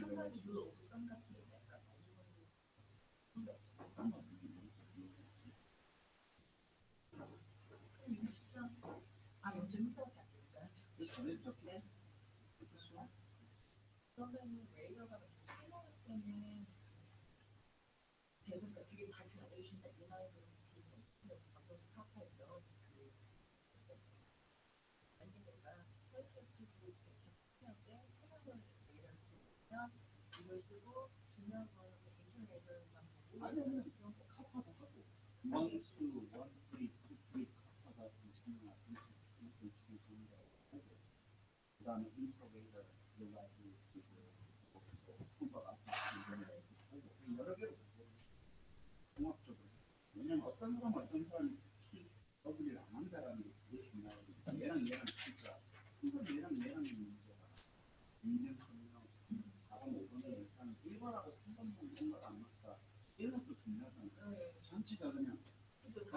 안 한 다음에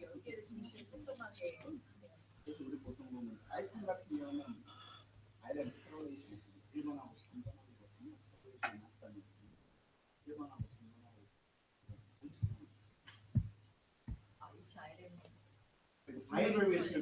바이브레이트 보고 이게 사이도 보고 페어도 보고 전체 보고 한꺼번에. 근데 보통 인터넷에서 파인딩 보고할 때는 오버롤이 결정돼서 얼마나 앞으로만큼 구하지 있지 않으면 측정적으로 구하지 않아요. 아니요, 오버롤이 아예 그냥 파 같은 바이브레이트. 어떤 경우에 파를 쓰는 거 같은데 전화가 버튼을 쓰는 저희 경향도 보고 보고 해야 돼요. 레이가 가서 보면요. We have a three raters. We have five variant agreement. 1, 2, 1, 3, 2, 2, and overall agreement, which is overall consistency measured by where the Cronbach Alpha. KR20 Cronbach Alpha is what? Overall consistency. Alpha is what? High variant. You have to report up.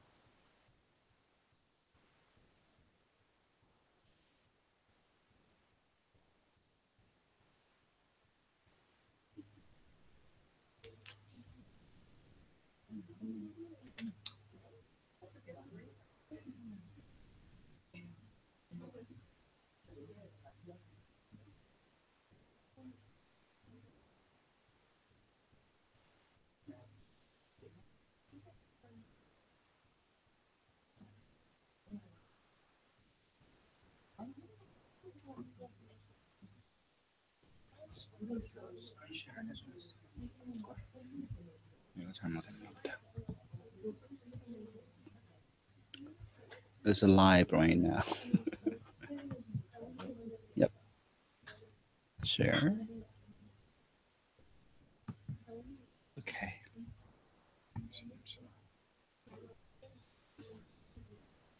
Get started.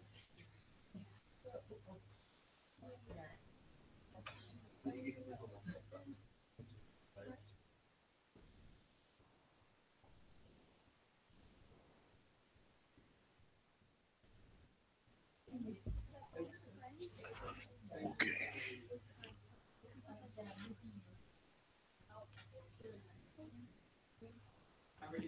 Good, how are you?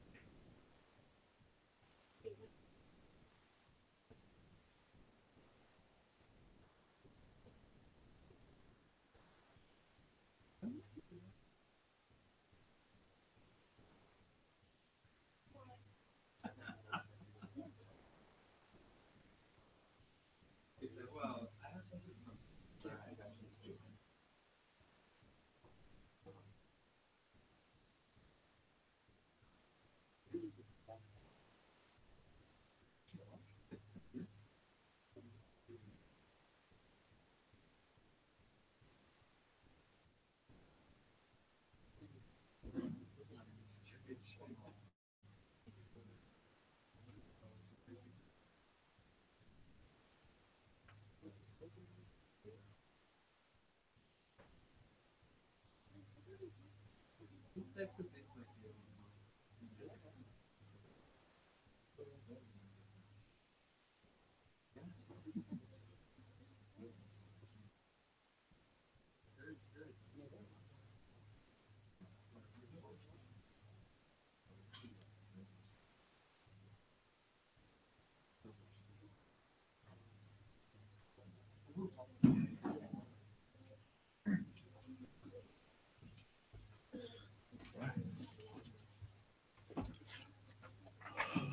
Okay. If you guys are ready, and I can just start. So yeah, I really appreciate Dr. Che's presentation because he covered so many things that I have to do, like the framework of general linear model, and he looked at some G theory, and this was great. And so I try to skip some kind of a basic the concept, and try to giving some more details in the R program, so that you guys have the benefit from both presentation. All right. So today's presentation, I will give a presentation about the general linear model and simulation study. And general linear model, I considered regression analysis and Anova and Ankova. And so try to understanding those three different analysis within the one umbrella, which is a general linear model. All right. And so we will use the R program. So let me start. Regression, the general linear model one, regression. And regression, I said that here, despite its limitation is the least square estimation limitation, and still it is in the heart of applied statistics. And so nowadays, if you have used in any kind of effect analysis, or the HLM or generalized linear model, you were exposed to the maximum likelihood estimation, but still the least square estimation is kind of a core things in many applied the settings. And so then maybe the first question is, what is the limitation of the least square estimation? And I simply say that the least square estimation is unbiased estimation for the point estimator, but does not provide any kind of interval estimation. So that is kind of a biggest limitation. But there are several different ways to overcoming that limitation, and use the least square estimation, which is kind of the bootstrapping methods to calculating the interval estimation. So there are many the resolution for that limitation. And now still we can use the least square estimation. And in the regression analysis, the many people pointing out that, hey, if we have some violation uh, in the assumption for the assumption in the regression analysis, and it's really hard to apply the least square estimation. But we can have many different ways to covering that violation. And for example, the one of the assumption in the regression analysis is the linearity between predictor and the outcome variables. But that linearity issues can be covered by some type of transformations. And so that's kind of the one kind of a resolution for covering the limit of the least square estimation. And also, the least square estimation can be applied many different the analysis plan, and many the applied researchers thinking about the estimation for the advanced the topic, maybe the maximum likelihood estimation, but that's not. For example, the latent class or transition analysis, and we estimate parameter using the maximum likelihood estimation, but still we can estimate parameter using the least square estimation as well. So I don't see any kind of the big limitation to using the least square estimation in applied setting. And also the concept of least square the estimation is a foundation of an estimation in generalized linear model that utilize maximum likelihood estimation. So what I can say that is that least square estimation, which is the primary estimation method in the regression, is still good to be used. And there are many different ways to overcoming any kind of limitation. So let me start with the simple regression here. And Simple regression is nothing but like the examining the association between two continuous variable, and like we can treating like one continuous variable as predictor and the other continuous variable as like the outcome variable, or like an independent variable and dependent variable. And but like what we want to see that is the association between these two variables. And for example, I grabbed like one data set, and this is about like the measured and reported the weight in the kilograms of women who were engaged in the regular exercise. And they report like their weight, but like actually when we measure their weight, and there's kind of the slightly differences. And but most likely the association is is kind of unique. And when people who has like more weight, and they just report their weight like more than the other person who has like the less weight. And so it's not kind of a perfect association, but we do see the like the some trend between these two the measures. And as you can see in the figure one, and the x-axis is like the reported weight, and the y-axis is measured weight, and you can see it like the similarity. And here, we will see that how we estimate the regression line, but the green line is regression line, and that is almost identical with like the red line. Red line is nothing but like y equal x, so which is the same value, the same value of measured weight to like as the reported weight. So basically, the simple regression, we want to see the association. And and here, this is this is this PowerPoint or PDF? This is PowerPoint. Okay, and so that's okay. And like the simple regression analysis, and simple regression is looking at the association, but that is basically like the statistical inference. So not only just looking at the association as a correlation, but also we want to predict or what the population tells us.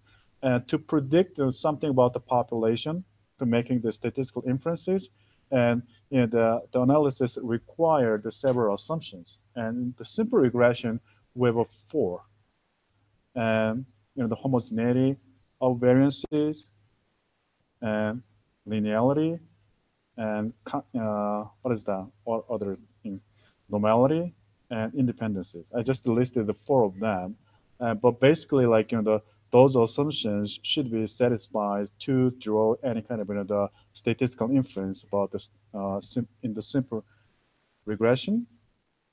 And we will see that like those assumptions, and as you may agree that it is very rare to satisfy like all four assumptions even in the simple regression, because our actual data or empirical data that is kind of some deviation from like those assumptions, and we will see.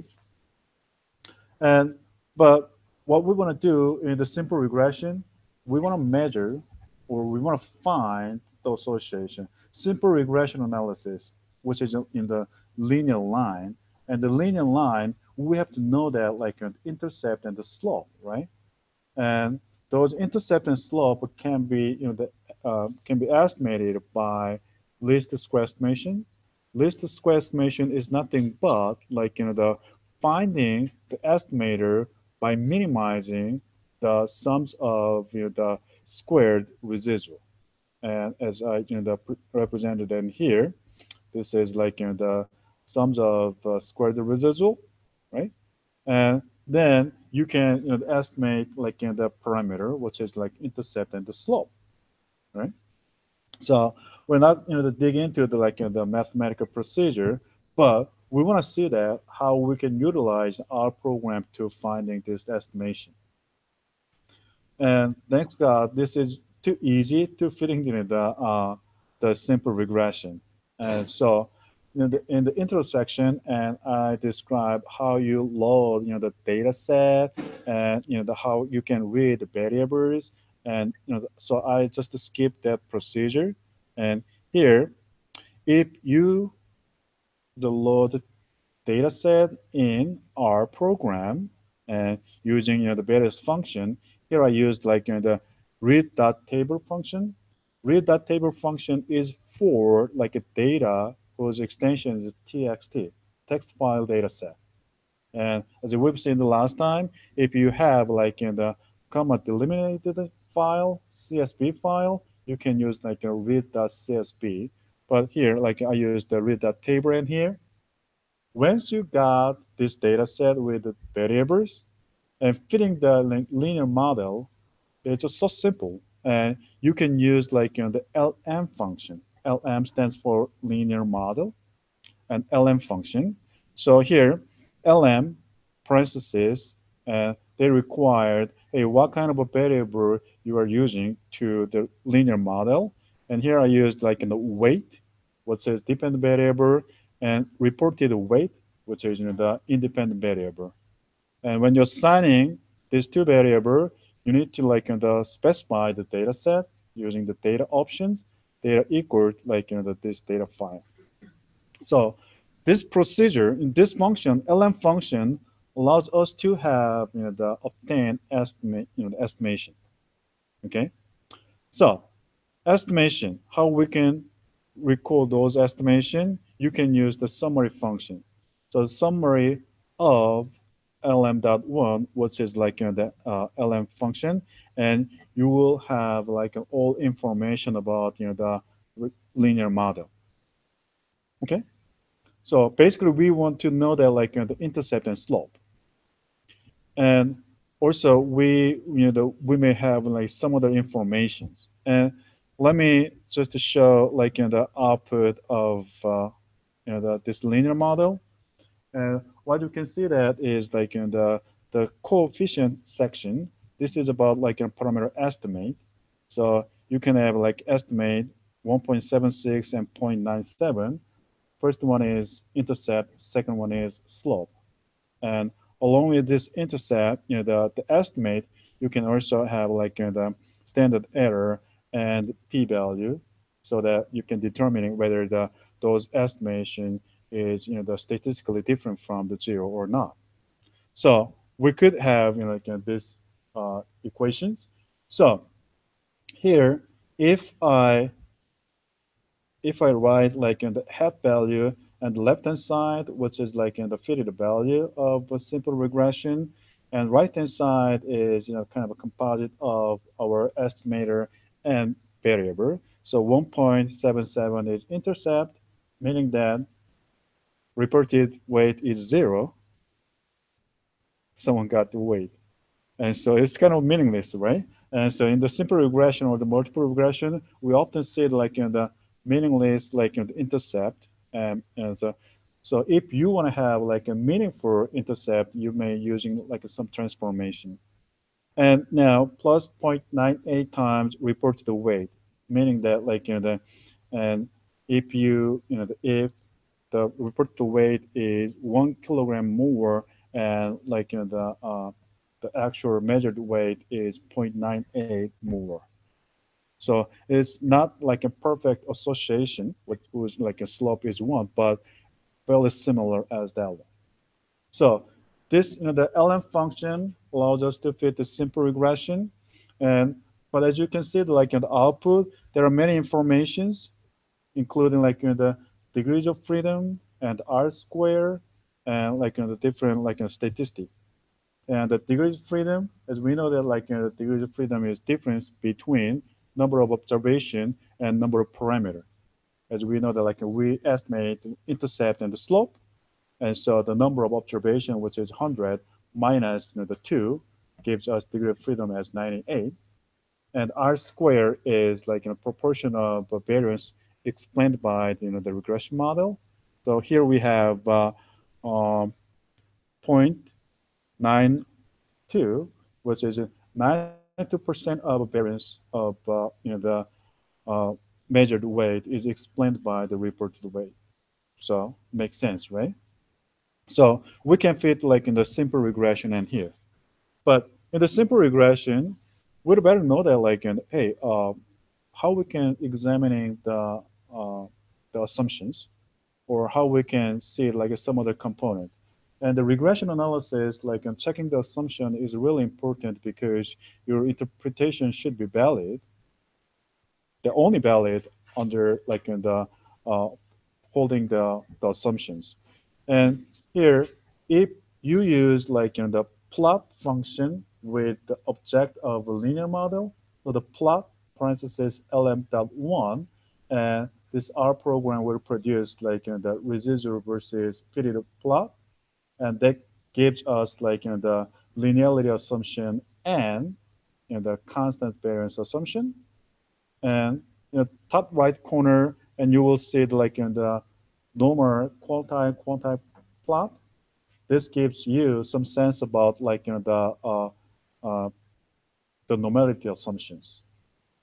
And not only these two, but also like that this plot function produced like two additional plots, and one is scale location plot, and this is like the showing the leverage and the regression model, and the leverage is nothing but like how this predictor is distributed, around the mean value, and also you can see it like the residual versus leverage plot, and in this case like you can also see some the index for inferential point, and this is indicating that like how the one data point is influenced the regression fit, regression line. So sometimes like if the one point is the influential too much, and you need to treat them by dropping or like adjusting the point. So it's really informative.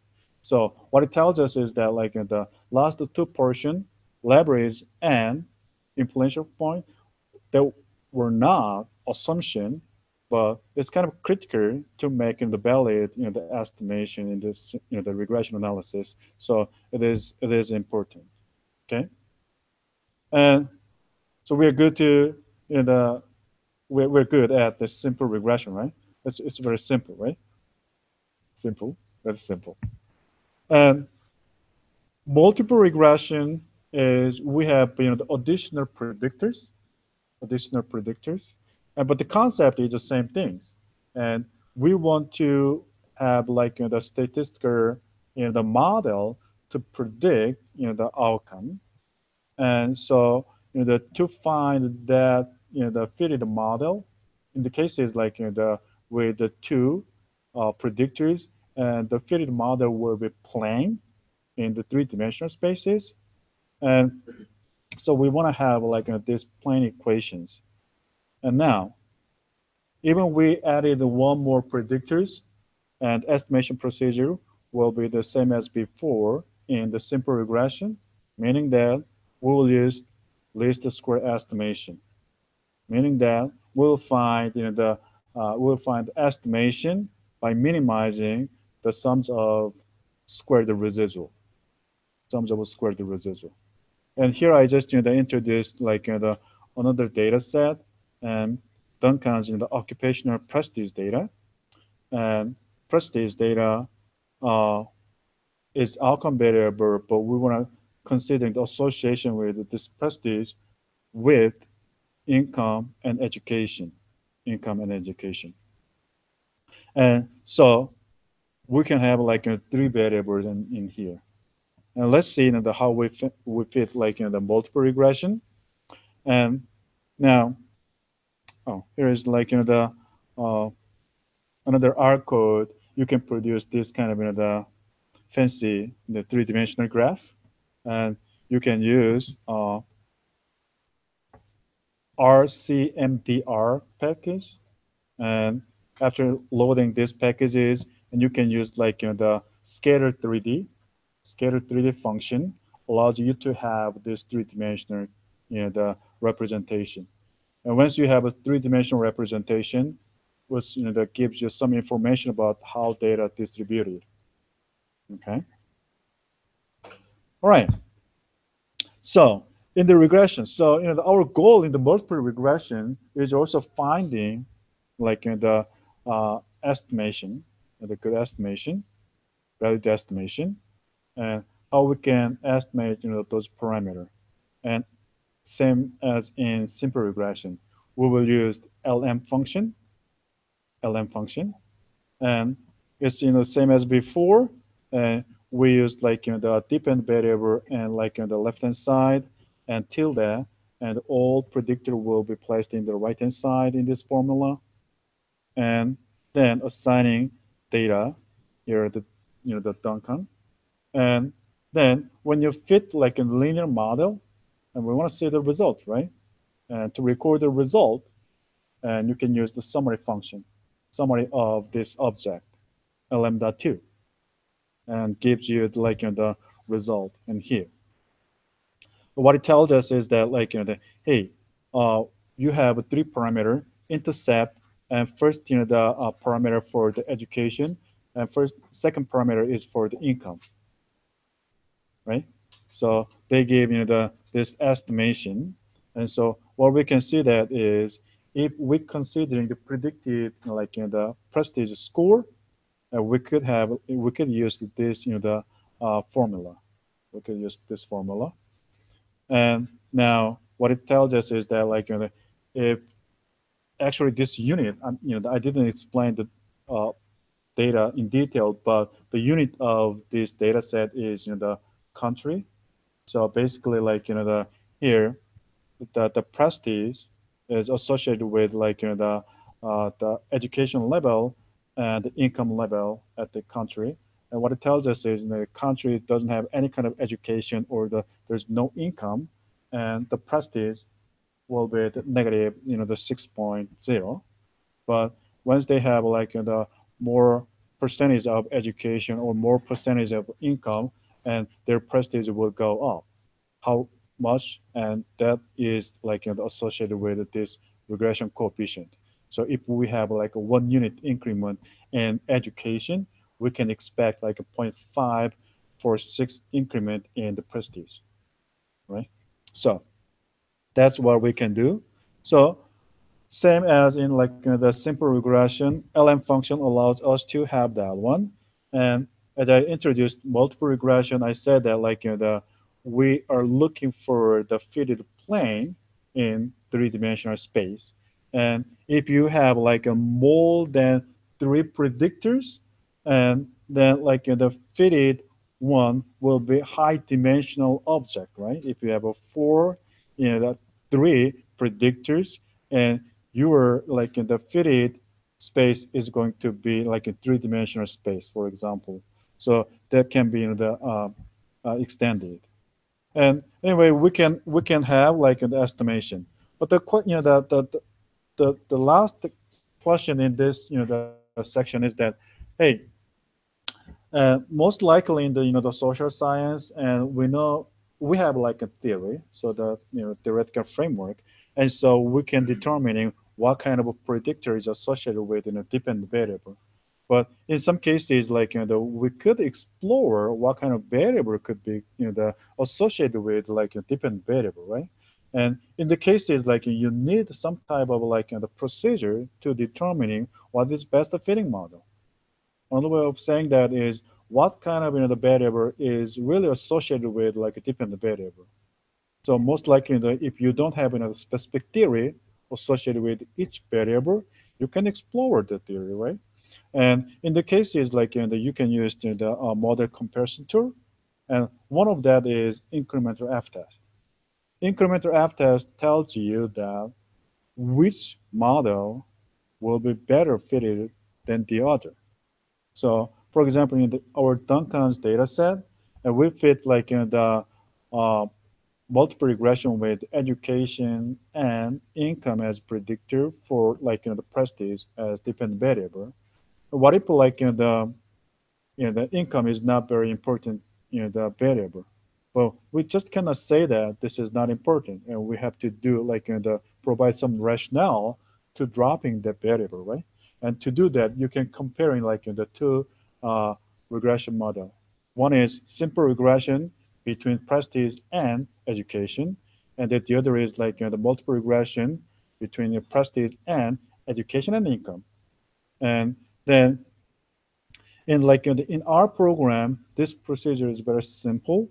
And what you can do that is using LM function, fit this two regression model, and with these two objects, and you can use the Anova function. So Anova parentheses two regression model, then you will have the result of incremental F test. So incremental F test, and maybe the F test, as we've seen in the Anova, and either the p-value is less than 0.05 or the greater than 0.05. And to be clear, the meaning of this p-value, we have to know what is the null hypothesis, right? Null hypothesis is in the incremental F test is these two models are not significantly different, or these two models are same in terms of the statistic. And so if we reject this null hypothesis, meaning that these two models are different, right? And if we observe the differences, and we like to have a more complex model, because when we have additional variable and dependent variable is explained more by those predictors, so it's going to be a better model. So let's see what does the outcome look like if you apply the Anova function. And then you will have the model 1 and model 2 that will be listed, and all different information the degrees of freedom, the residual sum of square and sum of square and F, and at the end you will have a PR, which is a p-value, and this p-value is very small number, right? Meaning that we reject our null hypothesis. So they're different, and which one is better? And complex model, the multiple regression model is better than simple regression model. That gives you some sense about the selection of a variable. Possibly income is another good predictor for the prestige. So this is how you can end up with a model comparison. Clear? All right. So that's the regression. And I don't know, in the many different department, or the college, or an institute, and the course sequence is in this way. They're teaching the descriptive statistic, and they're teaching the Anova, and teaching the regression, right? And if that is the regular procedure, I have to discuss about the Anova first, and an anchor about the second, and then the regression analysis. But I just changing the order, and because I want to emphasize similarity of this the statistical model. They are identical within the general linear model framework, right? And now Anova and Anova, how they're similar to regression model. And here, let me start with the one-way Anova. I don't need to explain what it is, right? The Dr. Che already explaining what the one-way Anova is. And well, I want to check in with an assumption. In the regression, we have 4 different assumptions, and Anova we have 3 different assumptions. I think because of that, they're teaching the Anova first. Is that right? Or so here, 3 assumptions: homogeneity variance, and normality, and independences. But the independence is the associated with the sample selection or the design. So it's hard to confirming that as analysis. And so we really focus on homogeneity variances and the normality. So, and one-way Anova, and then I can start with this simple example. And the example here is the study about the effects of a distracting task on aggressive behavior. And in this data set, we have 60 the participants, and we measured the aggressive behavior. But we're just assigning them into 5 different level, 5 different group, and these 5 different group are classified by the level of the task difficulties. Okay, task difficulties. So we have the one continuous dependent variable and one grouping variable according to the task difficulties. And here, as we've seen in the intro session, and we can see the data in the R program. And so here I used the read.csv to load this data set in R, because this data is .csv file. And then if you use I don't know why this this is the covering there, but what is a function to see this matrix format for our data? Remember? And view, right? View, and VIEW, and capture view, right? Capture. And so we can have this one. And so the group is grouping variable, and aggression is the aggressive behavior score. Now, next, in our program is like a case sensitive, right? Case sensitive, and they distinguish in the lower and upper characters, and also they're very sensitive in the data format. And here, when we say the group, and if you see it in the data format, and group is coded as 0, 2, 4, 6, and 8. This is kind of numeric, right? But here, the numeric value is not kind of ordered variable, and this 5 different group is determined by the task difficulties. And so the 0, 1, 0, 2, 4, 6, 8 doesn't have any kind of order. And in the cases, you need to defining this grouping variable as factor. So using as.factor function. So here, as.factor of a group, in the cases R start to recognize, hey, this group looks numeric but grouping variable. In the case, you can run in the Anova. All right. And now, but what is Anova? Anova is looking at the group mean differences, right? So the starting point is going to be looking at the descriptive statistic, whether they are really different or not. In the cases you can use the psych packages and PSYCH, and after you loading these packages, and you can use describe.by function. Describe.by or describe capital letter BY function allows you to calculate the descriptive statistic within each group. Questions?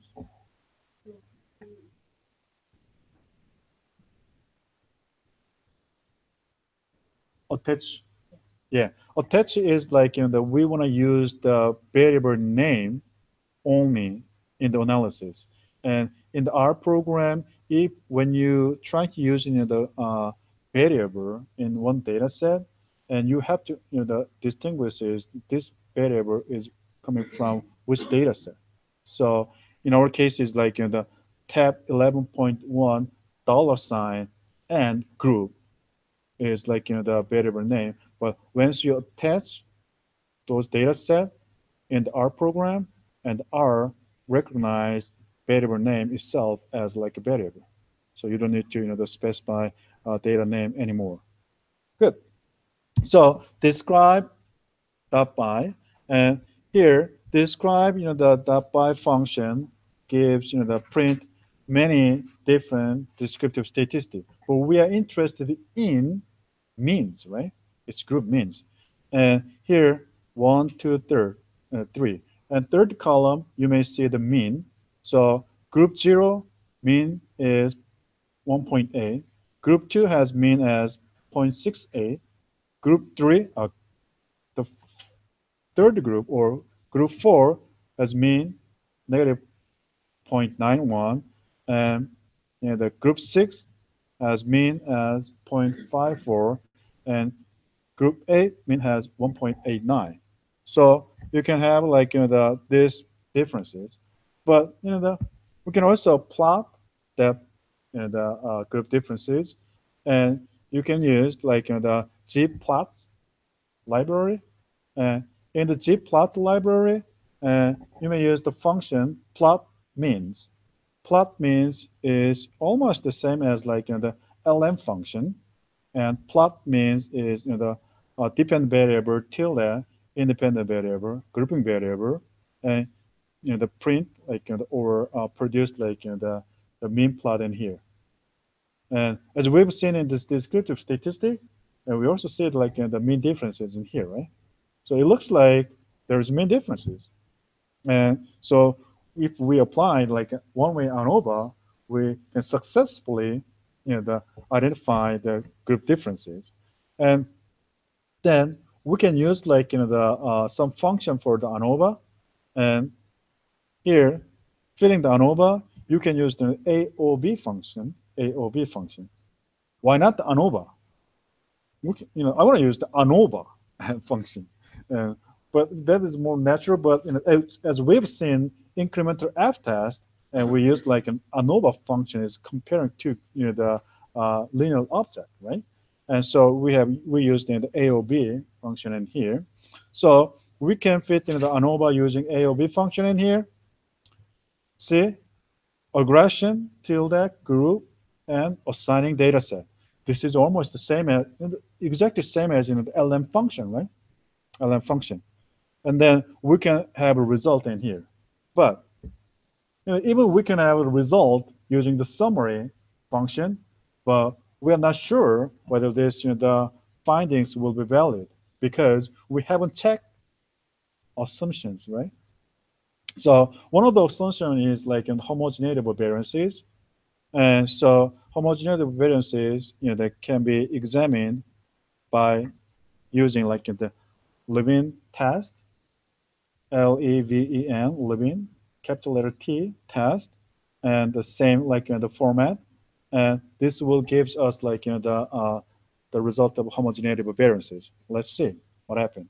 And what if the assumption is violated, like if we have heterogeneity variances, what we can do? Maybe we have to use other procedure. This is a Welch procedure, right? So here, the Welch procedure can be run by using one-way dot test. So I just listed all different like the two ANOVA function and one like the function for the checking the assumption. So let's see. And here, this is output. And first, like I can see that Levin test gives us p-value is less than 0.05. So we reject our null hypothesis, which is homogeneity variances. So it's kind of violating the one assumption, right?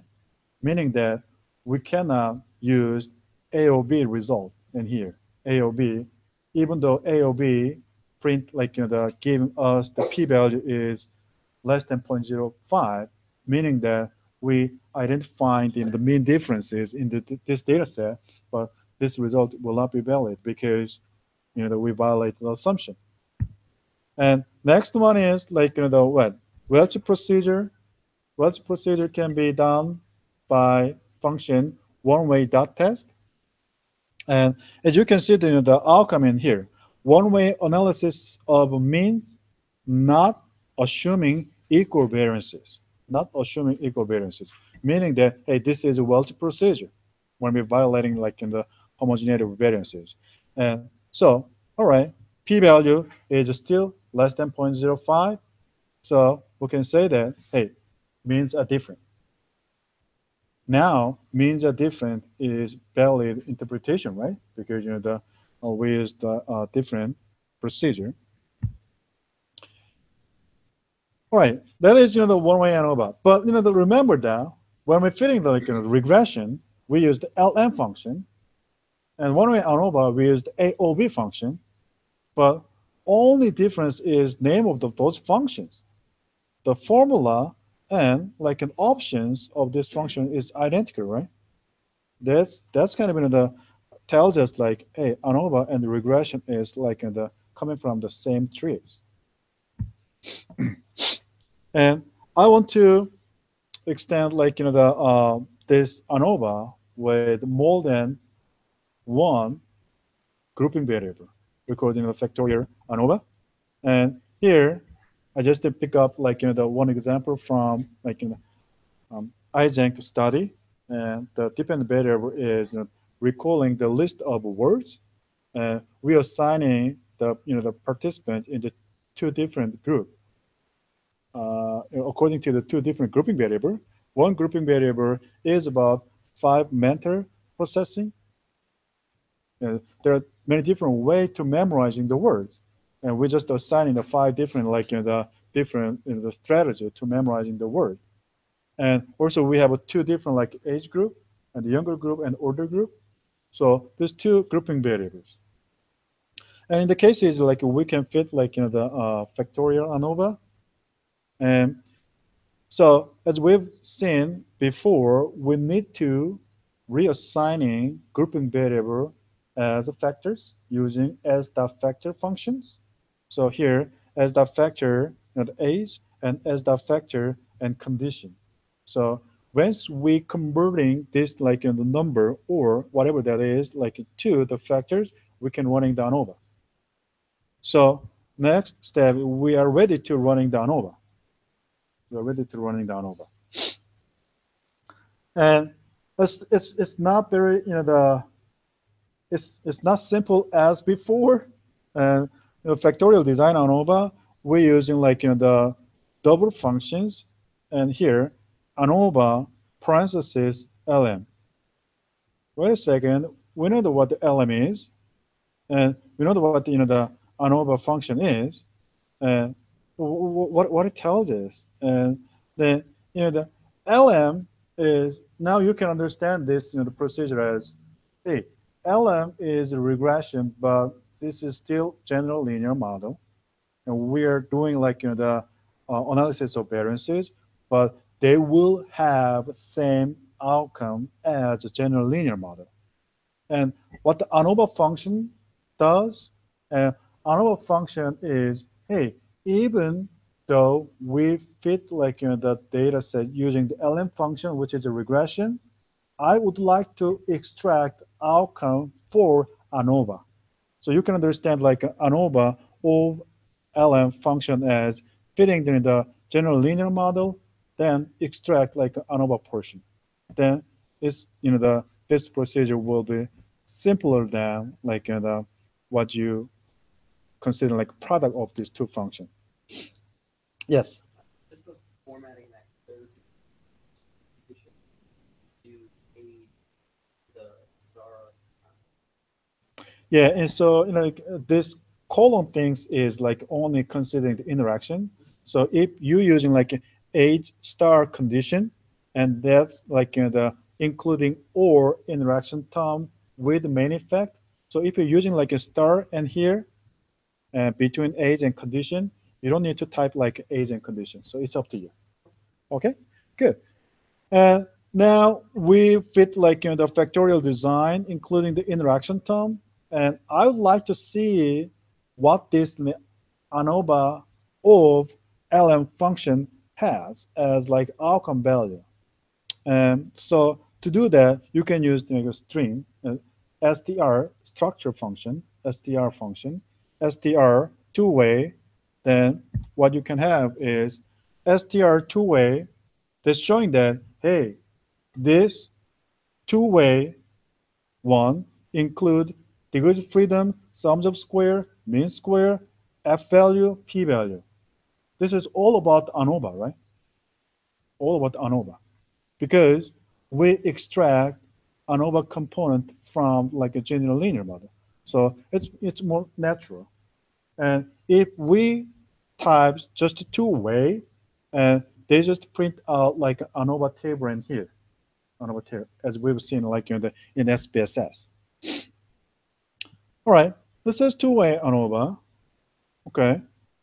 And but I just want to say that like we can consider more the factors, like a 3-factor and 3 grouping variable and 4 grouping variable. And in the cases, like I've never seen like in the 4 grouping variable using the Anova, but possibly we can have a 4 different grouping variable in the general linear model. So if the people have more than 3 or 4 grouping variable, and Anova is not very beneficial to fitting the analysis because it's too complex to interpret the result. And just the approaches with that analysis within the general linear model, which will be better. And now, factorial ANCOVA and factorial ANCOVA. So we have more than 2 grouping variables, and what if we have the covariate and what it is? And so I don't know. This is the main reason, but when we calling like ANCOVA model, and covariate is not very important factor. So what I'm saying that is like when we say the ANCOVA, and the covariate is as like the Ian pointed out, like this is kind of controlling variable, and so it's not very important. And but we are our interest is in grouping variables, right? Grouping variables. And so when it's called like ANCOVA, this is like still we're interested in like examining the effect of the grouping variables. And here I just listed getting the one example from the Spss study, and this is like the performance measured by number of errors on the task. This is the driving test, and we have the 2 grouping variables. One is the smoking statuses, and 3 smoking statuses. One is like non-smoking driver, and like the delayed smoking driver, and like the active smokers. And also we have 3 different tasks, and according to like the given the task, and pattern recognition and cognitive task or driving simulation task. And so these 2 grouping variables are really important. What we want to know that is whether there are effect of these 2 grouping variable, or like if we have an interaction effect of these 2 grouping variable. But after controlling this covariate, what the covariate is, this is the level of distractibility. And yeah, go ahead.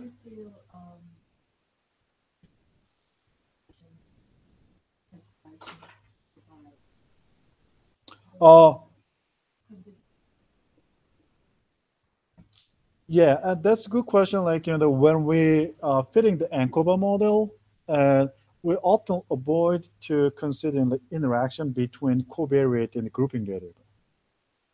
But we do examining the like interaction between the 2 grouping variable and the covariate to checking like some assumptions. Okay, but again, we're not interested in like the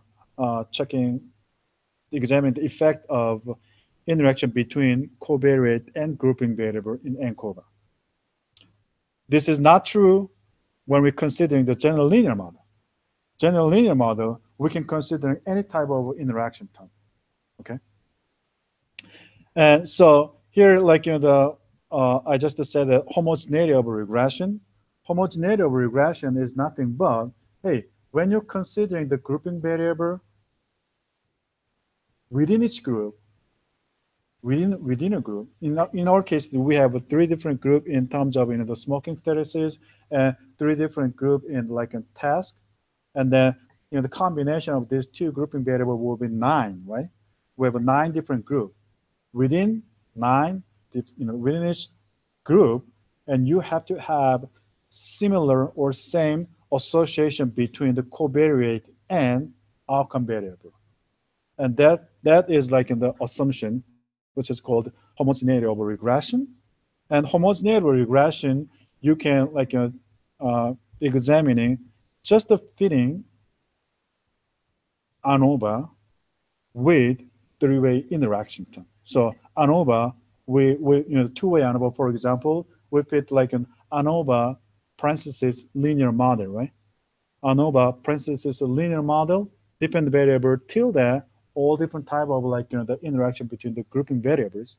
And as you can see in here, I just added like the task smoking group, which is main effect, and distract is covariate. And we're also considering task and smoking group as interaction between the grouping variable. And last, task, smoking group, and distract. This is a three-way interaction. That gives us to examining like the homogeneity of regression. And so if we fit that, and as you can see, like the last portion in here, task, smoking group, and distraction, this is significant. What it tells us is that among these 9 different like the groups, and the association between distractibility and the performance is different. What it tells us is that we cannot go with Anova model because that's kind of violating the assumption, right? Violating the assumption.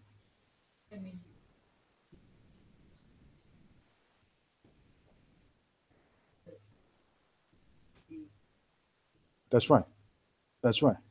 And so if we violate assumption, and other way of doing that is like just the fitting like in the general, considering the general linear model, right? General linear model. So what it tells us is that even we just fitting like the two-way Anova model in here, this is not true Anova model because it violates the assumption, right? This is a general linear model. So this is one way you can resolve that violations. Then I'm not gonna emphasize the further steps because like my goal in here is that like in showing that Anova and Anova can be understood as a part of a general linear model, same as like a regression. So I want to come with the merging all 3 different statistical models into the general linear model. Okay, so we can running the like Anova, right? We can running the Anova. This is good. So another like many flood researchers, they used R program for the regression, but not many researchers using the R program for the Anova or Anova. Because SPSS is really good to running the Anova and Anova, okay? But like I want to understanding those things in the general linear model, and I've taught like the Anova and Anova course with like the R program, and R provide all solutions or tools to running the Anova and Anova, but from many different packages. And so it's kind of some labor intensive like the analysis if you're using the R program. Okay, now last is simulation study. And this simulation study, there are many different types of a simulation study. But here, what I wanted to do that is simulation study is how we conduct a simulation study and why we have to consider the simulation study. This is kind of a main focus in this presentation, right? And simulation study may be very different according to the research questions.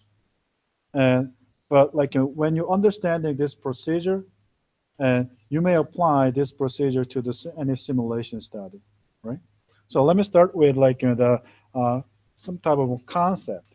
And simulation study, as far as I understand it correctly, simulation study is needed to checking how much our the data analysis can be deviated from the true experimenter.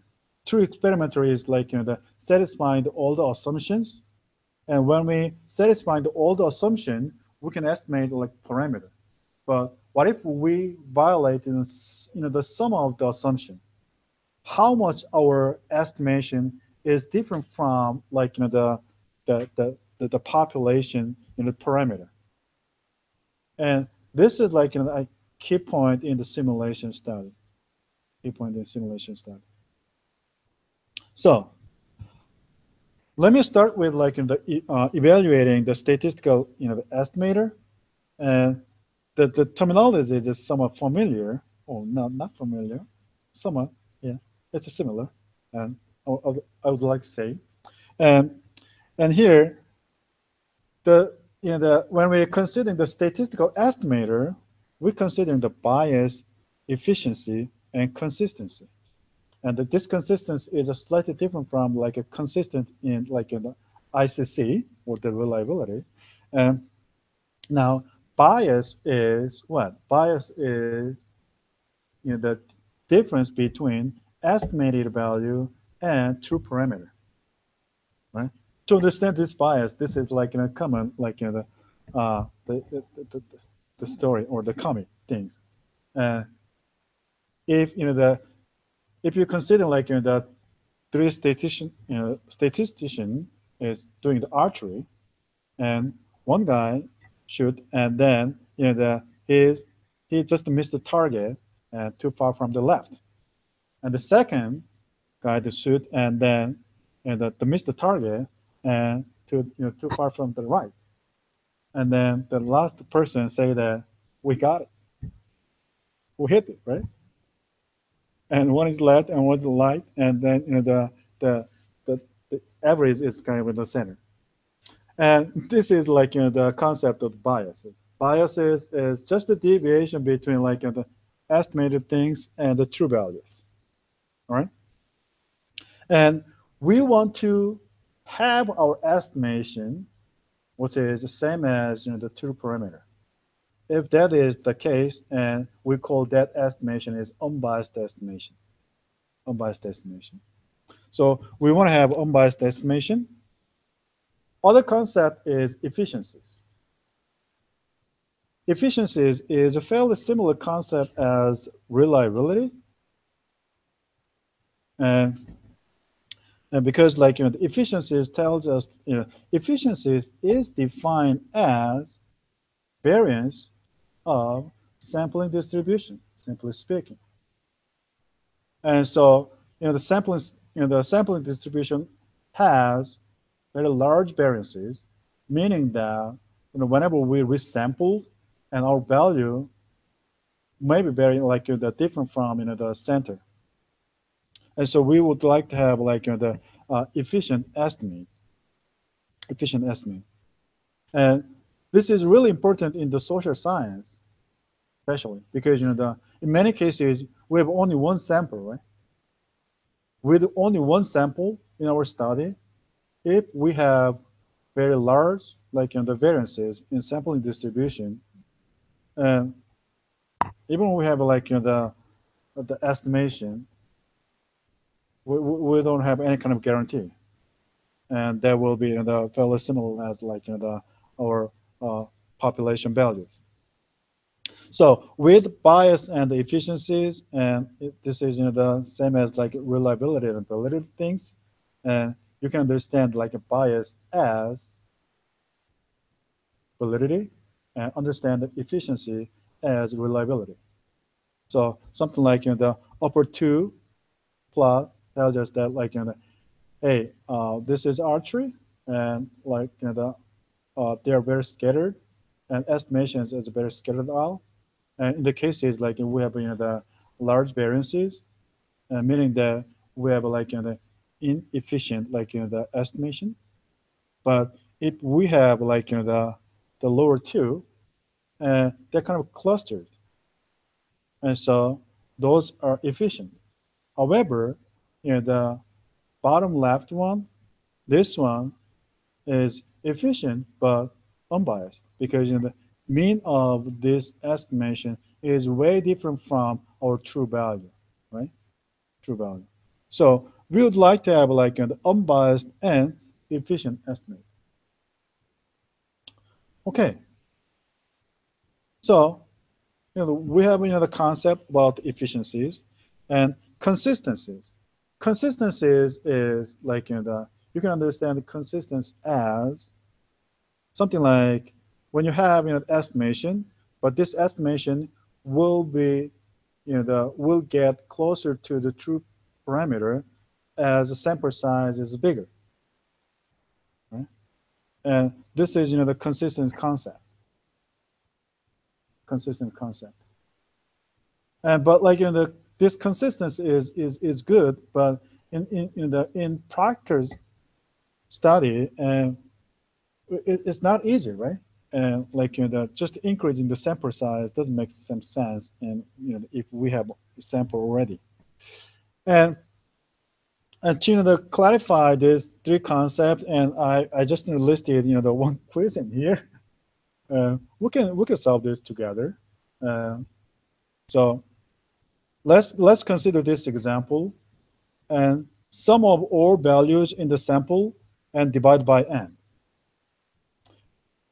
If we have this value as mean, and is this like is this the unbiased estimator and biased estimator, and is this efficient, and is this consistent? Just to forget about efficiencies and consistencies and now can we just determine whether this is like the unbiased or consistent? And unbiasedness is just somewhat difficult to say that with this example, but we already know that like the mean is unbiased estimator for the population mean. So this is like the mean, sum divided by number of sample, right? So this is like this is the unbiased estimator. But what about the consistencies? Consistencies is when you increase your increase your sample, and the the estimator is close to the the truth value, or in this case you'd better understand this one is when you increase n numbers and then value goes to the 0. That will be much easier to understand that. Like if you have a sample size in here, sample and divide by n, if n increases and this value goes to 0, and that just tells us that it's consistent. And so this is like the unbiased and the consistent. But if you consider like a second example, and sum of value at the first 17 and divide by n. And whatever you have data, and we're just considering the 17 first like a data set. And in this case, like the 17 data set divided by n, and if n is a 17, and then the mean will be unbiased estimator. But if n is not 17, and this will be the biased estimator. However, when you increase in the sample size, sum of 17 sample divided by n, and increasing n to the infinity, and the value goes to the 0, right? That case is, this is consistent. Consistent. So to determine whether that is consistent or not, just to considering like the limit of of n to the infinity. And last one is sum of the value in the sample divided by n minus 1. Sample is n, but divided by n minus 1. This is biased estimation. This is biased estimation. Okay, that is biased estimation. And n minus 1. And if the n goes to infinity, and this one is also goes to 0, right? So we can think about this one as like the consistency, and this is like what we can determine like a biasness and consistencies. But in many cases we cannot like determining whether that estimation is consistent or not. Okay, now we will do some kind of the practice in here about the biasness and efficiencies using the data. and the simulation. And I will discuss a little more about like a simulation study, but here, when I generating the data set and then confirming that is true, and that is not kind of in the simulation study in general. What I'm saying that is, if we generate data from the population distribution, then looking at parameter estimate, then we will have unbiased estimate and the efficient one. So there's nothing changed, right? And what I'm saying that like the simulation study is, what if we have some violation of our analysis? What if we have some kind of the problem in our data collection and the data conditions, and then the simulation works very well.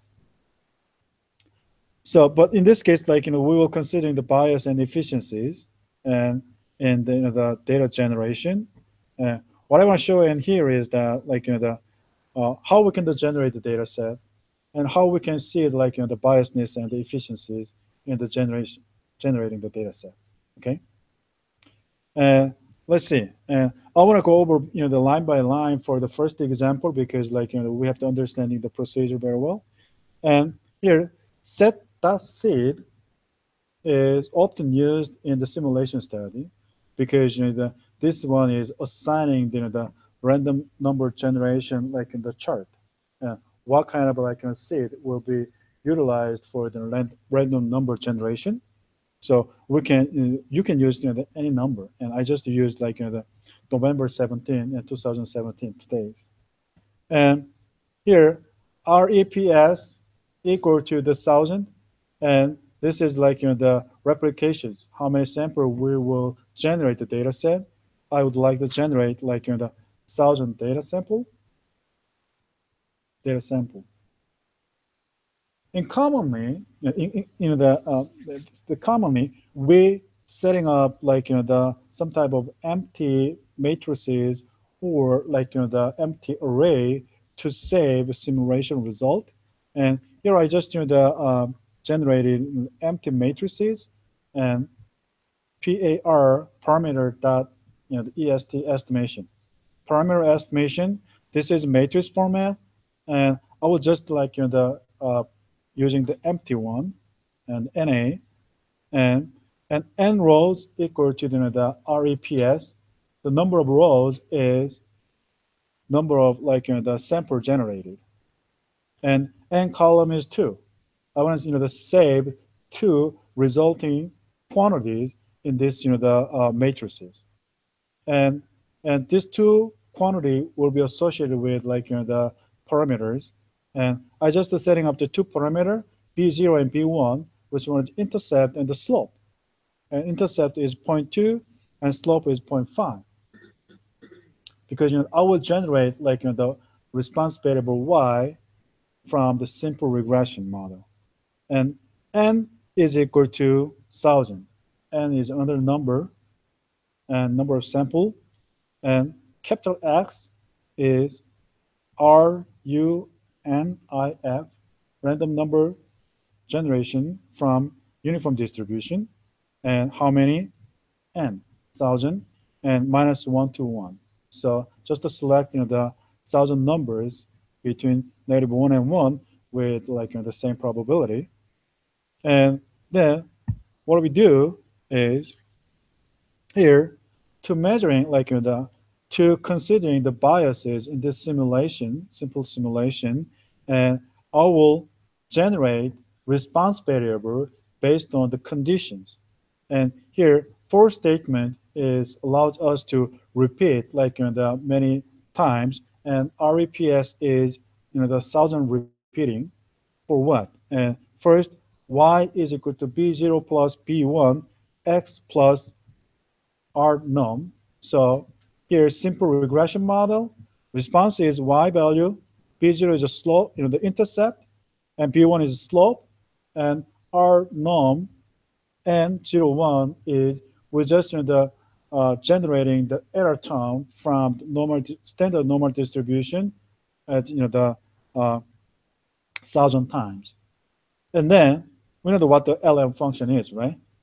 we just save model, which is the linear model, y tilde x. Now, VCV is like the variance covariance matrices, but actually BCOV is the function extracting the variance covariance matrices for linear model. So here we fit in the linear model and save in the model in here. Then see model dollar coefficient 1, meaning that, hey, we already have the object model, but in the object we have a coefficient, but the coefficients are two. One is intercept and the other is slope. And first one is intercept. And I want to save this intercept value in primary estimate 1. And next line is, hey, primary estimate 2 is the estimation of slope, model dollar coefficient 2, second parameter. And just repeat the 1,000 times. And this the loop will generate or estimate 1,000 intercepts and 1,000 slopes, right? And that will be saved in like parameter estimate. And what it tells us is that we generate 1,000 data set, and all data was fitted to the linear model, and each linear model will have estimation for the slope and intercept, right? Bias is nothing but difference between B0 and average of estimated intercept. Another bias for the slope is like the difference between B1, which is we set it up at the beginning, and average of estimated slope. Those are like the biases. So what I did is, hey, absolute bias is I want to see that how much bias we have. Mean of absolute value of difference between primary estimation and B0.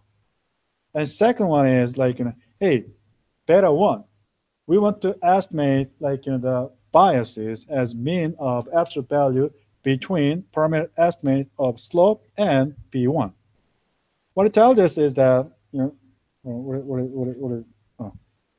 yeah, and this is like the 1, and let me just jump into I think what is the result? Didn't I have a result in here? Okay. I should have a result. And when I calculate absolute biases, and we expect that this value is 0, but actually not exactly 0. And we expect the AB dot beta 1 is 0, but it's not actually 0. And it's a very small number though, very small number. What it tells us is that even we generate the data set based on the true population, but we added some kind of the measurement error portion, right? That's kind of making some kind of biases. So what we can say that is, even we satisfy the assumption in statistical model, that doesn't mean bias is absolutely 0. There's some biases, and if that is ignorable, maybe our estimation is valid and unbiased, but it's not ignorable, and we have some the trouble, right?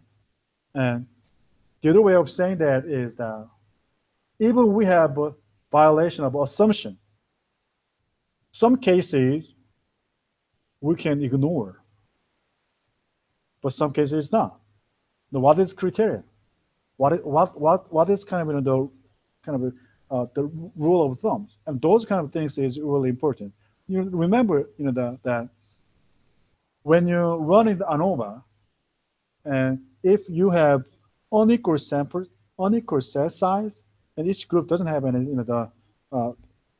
is slightly different in the cell size, And then what you can have is that like sometimes that's kind of a violating the assumption of the normality,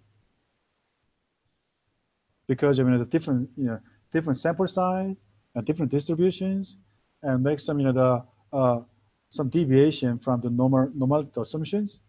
But when when you're taking the Anova classes, and if that is not in many cases unequal cell size does not affect too much about the Anova result. So another way of saying that is that the Anova is robust to like unequal cell size in terms of normality, and those kind of the story is like discussed in the Anova class. And why is that possible? Because like even we generate like the data from population parameter, still like there is some biases, not exactly equal to 0, right? So that's that is some relationship. So I want to skip this one, and let me just jump into the efficiency measure. And efficiency is estimation of like the standard error, and as we've seen. And here, what I did is that like we can generate almost the same data set with like a B0 and B1 and same number of sample size. And but when we generating when we're fitting the model, this is the same thing. But when we extract the value, not only we saved like a number of the estimation of the parameter, but also various covariance matrices in here.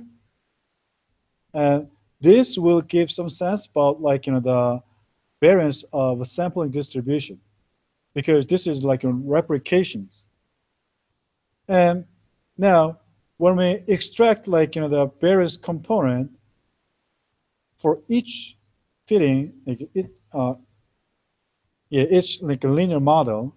We also extract like the various component for each like the linear fitting, and excuse me, and then we just collect all variances, and considering those are variances in the sampling distribution.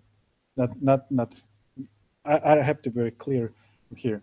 When we have the sample mean, and we can construct the sampling distribution based on sample mean, right? And in the cases we can find variance of the sampling distribution. And what we want to do that is we're comparing this the variance of a sampling distribution with average of standard like the deviation and each running, and that could make the some make the efficiencies of that.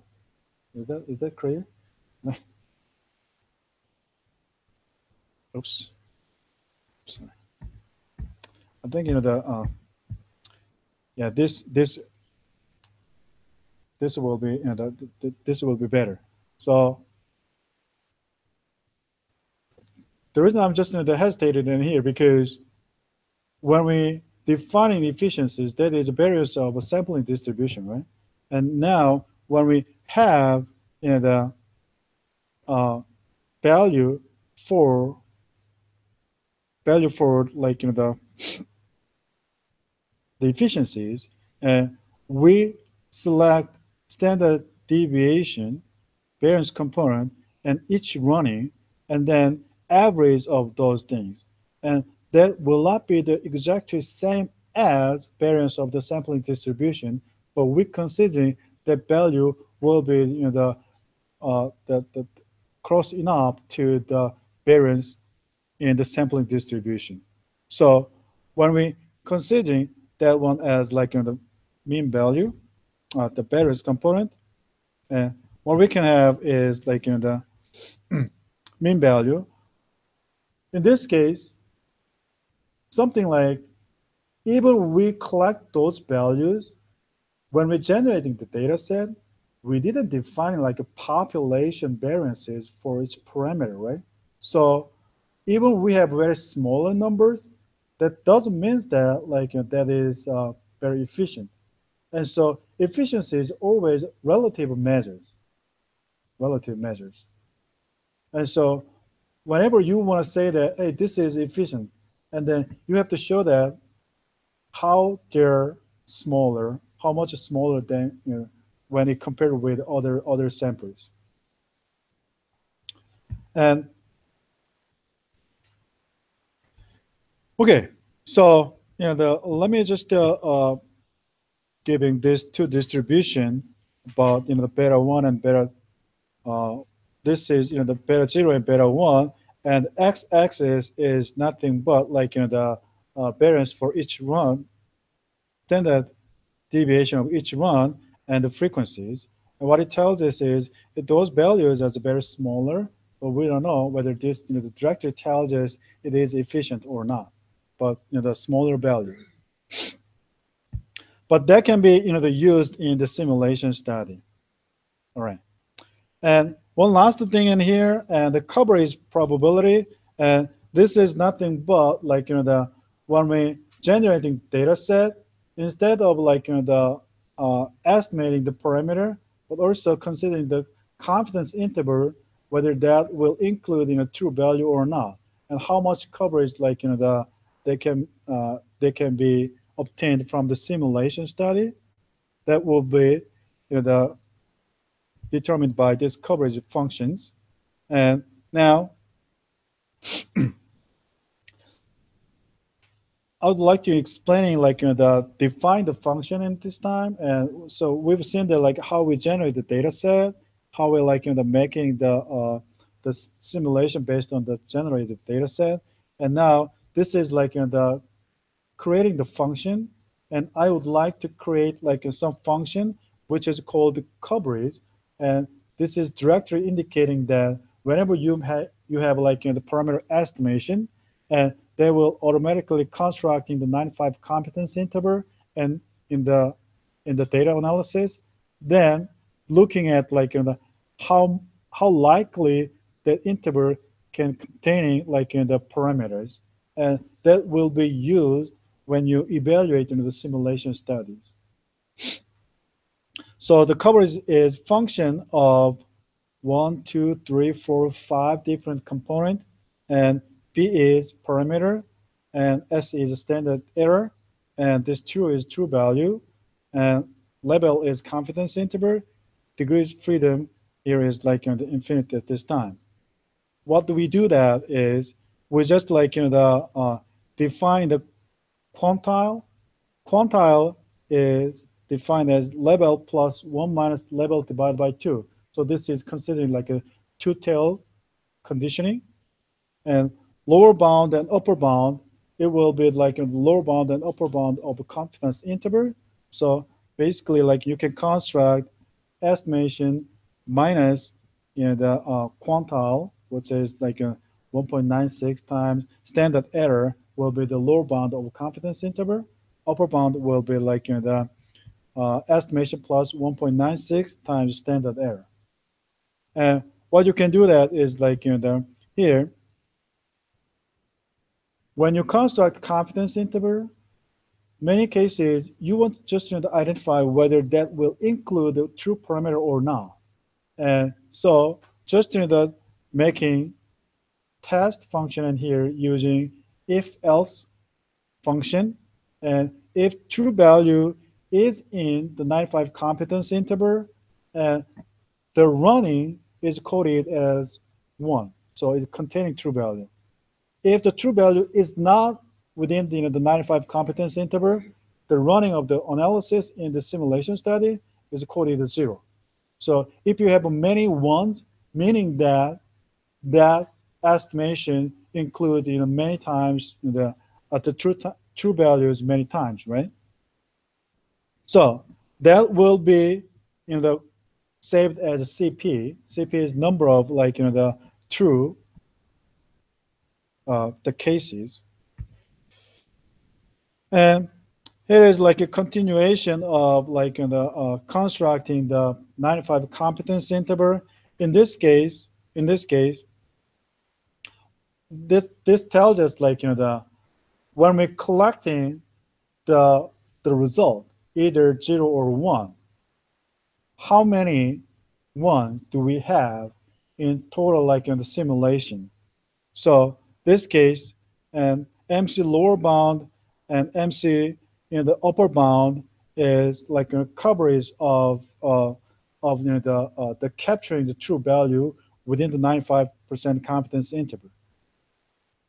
And then returning is like the saving those results as simulation result. And so the last time we've seen that like the list function. List is we can defining some object. Within the object, we can assigning the result or the quantities within like the list value. So we can save the CP, how many times the confidence interval include true value, and here true INCI is what is like the confidence interval, and here MCEB is what is like the final confidence interval for the simulation. And so I would like to show this result, and this result is say that like when we fitting when we're using the discovery functions and with probability, and this tells us like our simulation how many times we don't include true the true parameter. We have 1, 2, 3 in here, and we have like 1, 2, 3, 4, 5, and about like the 6 values in here. Directory tells us if we generate a data set based on like the population values, and more likely cover true value even we fitting the linear model. But simply with this result, we can say that we can capture true intercept value in the simulation, but a little hard to capture like the true values in the slope, because in the slope cases we have like a little more like the confidence interval does not include true value. All right, so I already spent like 5 more minutes. Let me spend like about 10 to 15 minutes more and then finish up. And simulation as experiment. What I want to show that in here is that if we violate one of the assumptions, and heteroscedasticity and multicollinearity and measurement error, this is like in the common cases we violate the assumption in the general linear model. And then, as I said at the beginning, if we violate the one of our assumption, how severely our estimation is different from population value. That is what we want to do. So, for example, like hey, when I'm running to the regression model, my data showing that the heterogeneity instead of homogeneity or the variances, y variances, and how much I can just accept my estimation will be valid. Right? That's kind of one thing that we want to know. And second one is like multicollinearity, and we assume that that the predictors are not highly correlated. But we know that if the predictors are highly correlated, and our parameter estimation will be biased. But how much correlation is really affecting that the biasness? That's what we want to know. And last thing is measurement error. And we assume that predictor does not have any measurement error. So when we're measuring like education or income, and that does not have any kind of errors, and that's kind of an assumption. what if we have some errors in our predictor? How much error is really distorting the, the parameter estimation? That's what we want to know. And in the regression class, like, I often mention that, hey, the multicollinearity, and if the multicollinearity is a little smaller, like 0.3 or 0.4, and it's okay, this is acceptable. And we still have like an unbiased estimator. That's what I'm saying in my class. But we want to know that how large will affect the estimation. Okay, that's kind of the we can the check with this simulation studies. So first, the heterogeneity, and this is residual versus fitted plot, and as you can see there, like there is some pattern, right? Residual plot shouldn't have any pattern if data satisfy the oral assumption in the regression. There is pattern, meaning that it violates some assumption. First one is constant variances. It violates constant variances. Right? And what we can do that in here, hey, let's make like that situation with like our simulation study. For example, we're still using like the 1,000 generating sample, and with like 1,000 sample size, and all other thing is the same. Like the intercept is 0.2 and slope is 0.5. We're generating the x values from like the uniform distribution, but let's consider gamma value 1.5. What it is? If you go to like the data generation, and we generate response variable in here, but when we're considering error portion, we will select error. We will generate error from the normal distribution, but variance is exponent x times gamma. So as x values is large, and then this variance gets large. So as we've seen in like the graph, and we could have like the residual is getting large as x value is large. So there is some pattern, right? And in the cases, we would like to select like to collect all result about biasnesses and the variance component. And then using the coverage function, and I've got this result. And let me just show the result, and all code is available. And as you can see, like on the upper value, what it tells us is that, hey, solid line is case homogeneity, and dashed line is heterogeneity. So if you have like some violation about the homogeneity of variances, and that does not affect too much about estimation in the intercept. However, if you're looking at like in bottom in here,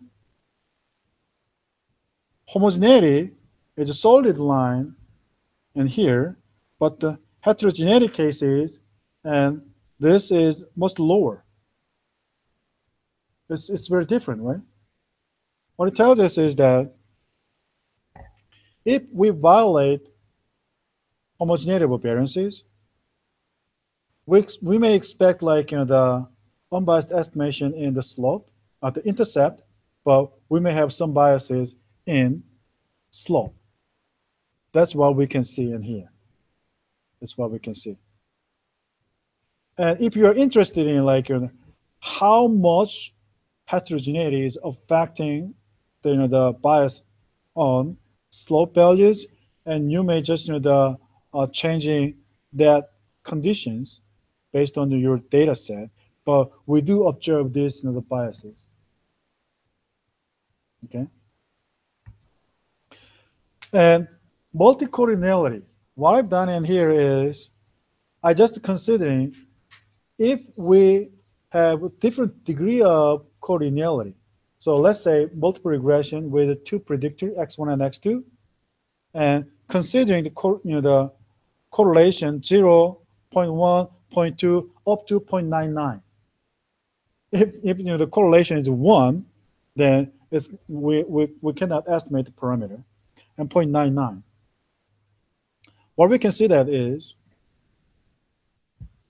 when we generated the data set, fitting the regression, and in the cases, let me just skip that. In the cases, we've got here. And actually, the correlation less than 0.5, we don't have like the much differences in terms of estimation. However, if it gets like 0.7 and 0.8 and 0.9 in here, and this like the variance gets large. Standard deviation of beta 1 is the large, meaning that it's kind of the inefficient.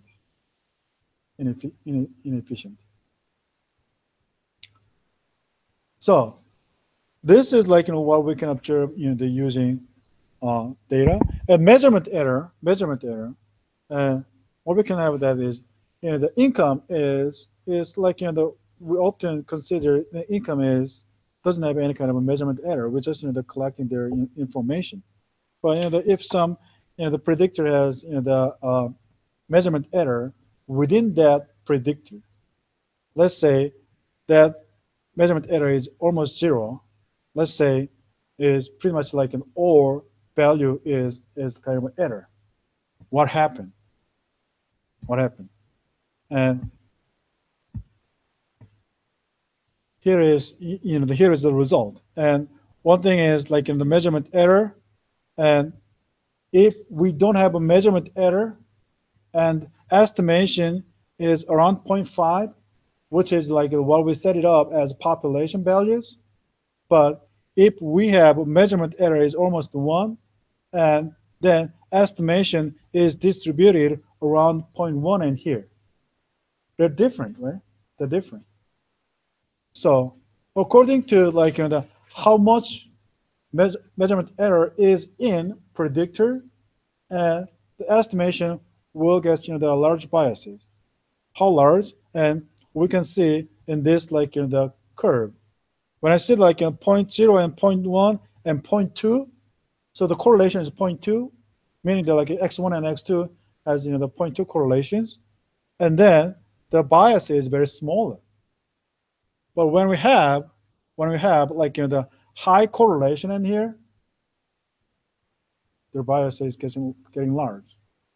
So what we can say that is like in reality, and if you have two predictor, their correlation is around 0.5, you should considering some treatment, considering like some other solution for the the correlation, maybe like the instrumental variable and some other way, or the factor analysis, whatever you want, you can use. But like correlation is 0.1 or 0.2, and this is kind of ignorable, and you can have like the unbiased estimator. It's hard to say unbiased estimator, but your estimation will be valid. So we can running some analysis using the simulation step. Does it make sense? All right. So basically, in simulation study, what you do that is, I would like to see what's going to happen if some assumption is violated. If some assumption, if some conditions is different from what I set it up. And in the cases, you can use this simulation. Basically, you can generating the data set from the population values, and then fitting the same statistical model with your empirical data set, and looking at how the estimation is different from the population. How much biases happen, and how how much is like the insufficiencies the main. Okay. All right. I think this is it for my presentation. Okay. Any questions? Yeah.